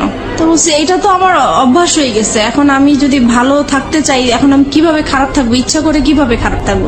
বলে অত কিছু বুঝি না, আমাদের চা খাওয়ার জন্য পয়সা দিতেই হবে। তো আমি পরে পার্সটা ওনাকে দেখিয়ে দিলাম যে দেখেন এই যে আমার সত্যি আমার কাছে টাকা নেই। পরে যাই হোক উনি কোন রকমের জিডিটা লিখে আমার কাছে একটা পেপারস দিল, দিয়ে পরে বললো যে এবার আপনি যান। পরে বলতেছে আচ্ছা আরেকটা, পরে লাস্টে দিয়ে ডেকে বলতেছে আপনার হাজবেন্ড আপনাকে কোথায় এরকম করছে, রাস্তায় হয়রানি করেছে? তা বলছে এটা এয়ারপোর্ট এলাকায় করেছে। বলতেছে তাহলে আপনি এক কাজ করেন, আপনি এয়ারপোর্টে একটা যায় জিডি করেন ওনার নামে। পরে আমি কি করলাম, আমি সাথে সাথে আবার এয়ারপোর্ট থানায় গেলাম। তো এয়ারপোর্ট থানায় গিয়েছি, পরে বলেছি সব বিষয়টা। পরে বলছে তাহলে তো আপনি ওখানে জিডি করেছেন, এখানে জিডি তো বারবার তো জিডি হয় না। তা বলছে ওনারাই পাঠাইছে, আমি এখন কি করব? পরে দেখি আপনার জিডি পেপারটা দেখি। তো ওই এসআইটা পেপারটা দেখে বলতেছে আপনার তো জিডি কমপ্লিট হয় নাই। আমাকে কেন? বলছে না এটা তো থানার সিল থাকবে এবং আপনার এইটা কে হ্যান্ডেল করবে সেই অফিসারের নাম থাকবে, কিন্তু এখানে তো কিছুই নেই। বলে আসলে আমার কাছে উনি টাকা চেয়েছিল তো আমি দিতে পারি নাই, হয়তো বা এটা হয়েছে। পরে উনি আবার ওই থানায় ফোন দিল, তারপর ওনাদেরকে বললো কেন আপনারা এই কাজটা করলেন, তাড়াতাড়ি ওনার কাজটা কমপ্লিট করেন। পরে আমাকে আবার পাঠালো। পরে ওখানে বড় কর্মকর্তা যে ছিল সে আমাকে সরি টরি বলে তারপরে আমার কাজটা কমপ্লিট করে দিল, জিডি করে দিল। এইভাবেই পরে আমি আসছি, পরে শুনতে পারছে যে তার নামে আমি জিডি করছি। সে আবার আমার হাজবেন্ড, এক্স হাজবেন্ড, উনি এসে আবার আমাকে ভয় দেখাল, হ্যাঁ জিডি করেছিস তো কি হয়েছে, আমি তোকে রাস্তায় খুন করে ফেলবো, অ্যাক্সিডেন্ট করাই দিব, এটা করবো সেটা করবো, আমার তোর থানার জিডি করছে, আমার কিছুই হবে না, কোনো যায় আসবে না। সে ভয় দেখাচ্ছে আমাকে, আমি যেন জিডিটা উঠাই নেই। তো আমি বলছি যে না কখনোই আমি জিডি উঠাবো না, আমি জিডি করেছি কেন উঠানোর জন্য উঠাবো না। তারপরে এইভাবেই হচ্ছে আমি ওখানে ওদেরকে সময় দিচ্ছি কাজের জন্য। এইভাবেই পরে একটা সময় আমি কাজ পাই, আমি আলাদা বাসা নেই, এখন বাসা যাব। এই সময় আমার বাবা একদিন রাত্রেবেলা খুব অসুস্থ হয়ে যায়। অসুস্থ হওয়ার পরে আমার বাবা ব্রেন স্ট্রোক করে মারা যায়। তখন আমি খুবই অসহায় হয়ে গেছি। এখন আমি একা একটা মেয়ে মানুষ, আমার বাবা মারা গেছেন, এখন আমি আমার বাবাকে নিয়ে কি করব, কিভাবে বাড়িতে যাব, কি করব? তখন আমি আমার যে আমাকে কাজ দিয়েছে আমি তাকে ফোন দিয়েছি। ফোন দেওয়ার পরে বলতেছি, তা উনি বলতেছে ঠিক আছে আমি এক্ষুনি আসছি। পরে আসার পর উনি ডক্টর নিয়ে আসলেন, পরে দেখলো যে হ্যাঁ সত্যি মারা গিয়েছেন। পরে যাই হোক উনি আমাকে টাকা পয়সা দিল, আমি আমার বাবার লাশ নিয়ে বাড়িতে গেলাম, মাটি টাটি দিয়ে তারপরে আমি আসলাম। এখন আসার পরে আমি নতুন বাসায় উঠে গেলাম। আর এদিকে একটা কথা বলতে ভুলে গেছি, আমি যখন আমার বাবার আশ্রয় পেয়েছি তখন আমি আমার মেয়েকে নিয়ে আসছি, আমার মেয়েকে আমার কাছে নিয়ে আসছিলাম। তারপর আমার মেয়ে ছিল আমার কাছে, তারপরে মেয়েকে নিয়ে আলাদা বাসা নিয়েছি। মাঝে মধ্যে আমার হাজবেন্ডের সাথে কথা হয়, তারপরে আমার ছেলেকে দেওয়ার কথা বলি, সে বলে যে না মেয়েকে নিয়ে গেছো ভালো কথা, ছেলেকে আমি কখনোই তোমাকে দিব না। তারপরে আমি কাজ করতে থাকি, এদিক দিয়ে মেয়েকে স্কুলে ভর্তি করে দিয়েছি। আমি আপনাকে কিছু কোশ্চেন করবো এই মুহূর্তে, কোশ্চেনগুলো খুব ছোট ছোট করে আমি জানতে চাই। প্রথম কথা হচ্ছে যে আপনি শেষ পর্যন্ত ছেলে এবং মেয়ে দুটো পেয়েছেন আপনার কাছে, রাইট? পেয়েছি। এটা কি আপনি আইডি লড়াইয়ের মাধ্যমে পেয়েছেন নাকি আলটিমেটলি কোনো ব্যবস্থা করে তাদেরকে নিয়ে না, ওই এসেছেন? যে আমার বসরা যে পাওয়ারফুল, ওনাদেরকে পাওয়ার দেখিয়ে মানে ওদেরকে নিয়ে বসরা পাওয়ারফুল মানে আমার বস তো রাজনীতির সাথে জড়িত। মানে আপনি আলটিমেটলি যেখানে কাজ করতেন বা যে ধরনের যার কাছ থেকে সাপোর্ট পেতেন তিনি রাজনীতির সাথে জড়িত ছিলেন। জি। তিনি আপনাকে এমনি এমনি সাহায্য করতেন? জি। এমনি কি ওই দুনিয়া আজকালকে সাহায্য করে? সাহায্য করে। এবং তাও আপনার মতো মানুষকে কেন করতে যাবে সে সাহায্য? উনি একটা অসহায় মেয়ে মানুষ হিসেবে আমাকে সাহায্য করেছে। আর ওনার একটা আশা ছিল, প্রথমে আমি বুঝতে পারি নাই। একদিন সে আমাকে বলেছিল যে তুমি যদি কিছু মনে না করো আমি তোর সাথে একটা কথা বলবো। তো বলতেছে যে আমি তোমাকে বিয়ে করতে চাই। তো আমি বলছি যে না, আসলে আমি আপনাকে বিয়ে করতে পারবো না। তখন বলে যে কেন করতে পারবো না? তো আমি বলছি যে আসলে আমি একজনকে ভালোবাসি, তার সাথে আমি এখনো আছি, সে আমাকে বিয়ে করবে, আমি তার সাথে কমিটমেন্টে আছি। ওকে ফাইন, তখন আপনি রাসেলের সাথে কমিটমেন্টে আছেন। জি। মানে রাসেলের সাথে এক ধরনের লিভ টুগেদার আপনি করছেন উইদাউট বিয়ে, এক ধরনের শারীরিক অনৈতিক সম্পর্ক, রাইট? জি। এবং যে বসের কথা এখানে আসছিল উনি আপনাকে কতদিন পর্যন্ত সাপোর্ট করেছিলেন, না এখনো করছেন? কে বস? হ্যাঁ? জি, এখনো সে করছেন। এখনো সে আপনাকে সাপোর্ট করে যাচ্ছেন উইদাউট এনি ইন্টারেস্ট? জি। ওকে, এবং তার সাহায্যে, তার রাজনৈতিক ক্ষমতার বলেই আপনি আপনার মেয়েটাকেও ছেলেটাকেও দুজনকে দুজনকে আপনার কাছে পেয়েছি। রেখেছেন। জি। ওকে, রাসেল এখন কি বলে? আমাকে রাসেলের শেষ অবস্থাটা বলেন। রাসেলের সাথে এখন আমার সম্পর্ক মোটামুটি নাই বলা চলে। নাই বললেই চলে। কেন? কারণ সে আমার একটা ফল্ট পেয়ে, মানে আসলে এটা ফল্ট না, কিন্তু সে ফল্ট ধরে জাস্ট আমাকে বলতেছে তোমার এই ফল্টের জন্য আমি আর তোমার সাথে সম্পর্ক Which রাখবো না। fault? ফল্টটা হচ্ছে যে আমি যেহেতু বাইং হাউসের কাজ করি, আমার বাইরেদের সাথে কন্ট্যাক্ট করতে হয়, বাইরেদেরকে মেসেজ পাঠাতে হয়। তো একটা মেসেজ অবশ্য আমি ব্যক্তিগতভাবে পাঠিয়ে ফেলছিলাম, তো সেই মেসেজটা সে দেখেছে, দেখার পরে সে ওইটাকেই ফল্ট মনে করেছে। তো বলতেছে আমি তোমাকে কাজ করার জন্য সুযোগ দিয়েছি। জীবনে কোনোদিন সে আপনাকে সেই ধরনের কথা বলেছে যে একজন মানুষকে ভালোবেসে সংসার করে তাকে ছেড়ে আসছো, আমাকেও যে ছেড়ে যাবা না, তার কোনো কি নিশ্চয়তা আছে? কখনো কি আপনাকে সেই ধরনের কোনো কথা বলেছে, রেগে হোক বা অন্য কোনো ভাবে হোক? না, এইটা আমাদের সম্পর্ক যতদিন ভালো ছিল ততদিন এই কথাটা সে বলে। ভালো মন্দের জায়গাতে আমি যেতে চাই না, আমি শুধু বলতে চাই যে তার মুখ থেকে কখনো আপনি এই ধরনের কথা শুনেছেন কিনা? লাস্টের দিকে শুনেছি। লাস্টের দিকে শুনেছেন। This is the real fact. Okay, যেটা হচ্ছে যে রাসেল এখন কি বাংলাদেশে আছে, মানে আপনার আশেপাশে আছে? না, রাসেল এখন বাংলাদেশেই নেই। বাংলাদেশেই নাই? কোথায় আছে সে? সে এখন আমেরিকায় আছে। আমেরিকাতে আছে। শেষ পর্যন্ত আপনি কি জেনেছেন তার সম্পর্কে, তার ফ্যামিলি সম্পর্কে? সে লাস্টে আমাকে যখন সে যেদিন চলে যাবে সেদিন আমাকে ফোন দিয়ে বলতেছে দেখো ওই ফোন টোন বা SMS ওগুলো আসলে কিছুই ছিল না, তুমি আমাকে সরাসরি যদি তোমাকে বলি আমি বাইরে চলে যাচ্ছি, আমাকে তো যেতে দিবে না, তাই আসলে ওইরকম কিছু বলা হয়েছে। এখন যেটা হচ্ছে যে আমি চলে যাচ্ছি, সে আমার কাছে লুকিয়েছে পুরো বিষয়টা। সে বলেছে যে সে ভিজিট ভিসায় যাচ্ছে কিন্তু কানাডায় যাচ্ছে, এই কথা বলতেছে। আমি 3 মাস পরে চলে আসবো, 3 মাস পরে তুমি যা বলবো আমি তাই শুনবো, আমি তোমাকে ছাড়া থাকতে পারবো না। তো এইভাবেই পরে কথাই হচ্ছে, উনি বাইরে থেকেও আমার সাথে কথা বলছে। হঠাৎ একদিন আমার কেন জানি মনে হইলো যে সে আর মানে আমার সাথে নাই, কেমন জানি সে আলাদা। বাইরে যাওয়ার পরে একটু ফোন কম করে, তারপরে মাঝখানে সে বলছে যে দেখো তোমাকে বলছি, তুমি যদি কোনো ব্যবস্থা ভালো কিছু পাও, ভালো কোনো অফার পাও, তুমি চলে যাও, আমার আশায় থেকো না। আর যদি আমার আশায় থাকো তাহলে হবে কি হবে না এর কোনো গ্যারান্টি আমি দিতে পারবো না, এখন সবকিছু তোমার উপরে। তো এইটা বলার পরে আমার খুব খারাপ লাগছিল। পরে যেভাবেই হোক আমি কোনো না কোনো ভাবেই তার একটা খোঁজ নিয়েছি, তারপর তার বোনের একটা নাম্বারে আমি ফোন দিয়েছি। ফোন দেওয়ার পরে আমি তার ফ্রেন্ড হিসেবে কথা জিজ্ঞেস করতেছি যে রাসেল কোথায়, রাসেলকে তো অনেকদিন ধরে পাচ্ছি না, ফোনে কোথায় গেছে? তখন সে বলল যে আমার ভাই তো আমেরিকায় চলে গেছে। তো আমি বলছি আমেরিকায় কেন হঠাৎ করে চলে গেল? বলে ও তো ওর ওয়াইফের কাছে চলে গেছে। তখন আমি শর্ট হয়ে গেছি কথাটা শুনে। তারপরে আমি বললাম যে ওয়াইফ মানে সে কবে বিয়ে করেছে? বলতেছে সে তো 3 বছর আগে বিয়ে করেছে। তো বললাম ওনার ওয়াইফের নাম কি? তখন যেই নামটা বললো সেই নামটাতে আমি আগে থেকেই পরিচিত, কারণ আমাকে বলেছে এই নামের মেয়ের সাথে ও প্রেম করেছে, দেন ওদের ব্রেকআপ হয়ে গেছে, কিন্তু আসলে ওইটাই ওর ওয়াইফ ছিল। আর যখন ব্রেকআপ হয়ে গেছে তখনই ওর বউ বাইরে চলে গিয়েছিল, সেই টাইমটা সে আমার সাথে পাস করেছে। এখন বুঝতে পারছি যে সে মানে আসলে টাইম পাস করার জন্যই আমার সাথে রিলেশন করা। এত বড় ভুল একজন মানুষ কখন করতে পারে? মানে আমি ঠিক জানি না, ভালোবাসলেই বোধহয় সম্ভব না। লাভ রানস ব্লাইন্ড একটা কথা আছে যে ভালোবাসা হচ্ছে অন্ধ, এবং একটা মানুষকে কতটা অন্ধ করে দিলে একটা মানুষ এই কাজটা আসলে আমি ওর ভালোবাসার অন্ধ ছিলাম। ও এরকম কিছু কথা বলতো যা আমার কাছে খুবই মানে ভালো লাগতো এবং বিশ্বাসযোগ্য ছিল। আর যেহেতু ওকে আমি বারবার বলেছি আমি এই সমস্যাগুলো আমার হাজবেন্ডের কাছ থেকে পেয়েছি, দেন ও আমাকে মানে সবসময় ফ্রিডম দিত, সবকিছু আমি যা বলতাম তা মেনে নিত সবকিছু। এখন আপনি তো বুঝতে পারছেন যে কেন মেনে নিত। জি, কারণ তার ওয়াইফ ছিল, এটা তার জন্য একটা বোনাস ছিল। কিন্তু আমি খুব কখনো ভাষায় যদি বুঝতে বলে পারিনি, কারণ সে রাতের পর রাত আমার সাথে কথা বলেছে, সে সারাদিন কথা বলেছে, ইভেন কি প্রত্যেক দিন আমরা দেখা করেছি, আমার বাসায় এসেছে। আমি কখনো বুঝতেই পারি নাই যে সে ম্যারিড পার্সন হতে পারে। রাইট, ম্যারিড পার্সন না হলেও আপনার জন্য এটা একটা ভুল ছিল। সে আপনাকে বিয়ে করেনি, এটা অবশ্যই। আপনাকে কমিটমেন্ট দিয়েছে, কমিটমেন্ট রাখেনি। This are all fault. Lastly কি অবস্থা বলেন তো আপনি আমাকে? লাস্ট যেটা হচ্ছে এখন সে মানে আমি যে জানতে পেরেছি তার বিষয়গুলো আমি তাকে জানতে দেই নাই, বুঝতে দেই নাই। আমি এখনো তার সাথে কথা বলে যাচ্ছি, এখন আপনি তাকে লাভ করেন? এখনো তাকে লাভ করি এবং আমার মানে এখনো মনে হচ্ছে যে আমি তার জন্য সারা জীবন অপেক্ষা করে যাব, কেন? কারণ তাকে আমি অন্ধের মতো ভালোবাসি। এই জায়গাটায় যদি পাবলিক আপনাকে গালি দেয়, গালমন্দ করে, আমার কিচ্ছু বলার নেই। I will inspire them to be honest.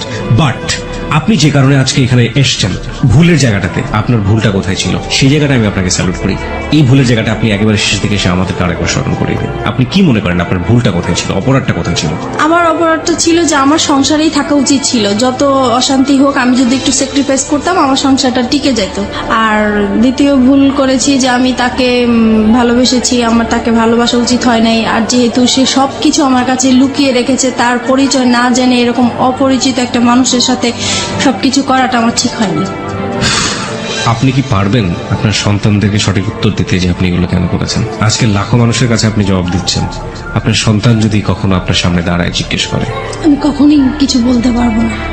That is the ultimate penalty of you. আর কিচ্ছু লাগবে না। That is the ultimate penalty. Because আমি ধরে নিচ্ছি আপনার হাজবেন্ড ভালো ছিল না। দেখুন কতগুলো সমাধান হতে পারতো। আপনার হাজবেন্ড খারাপ ছিল, আপনি তাকে ডিভোর্স করে দিতেন।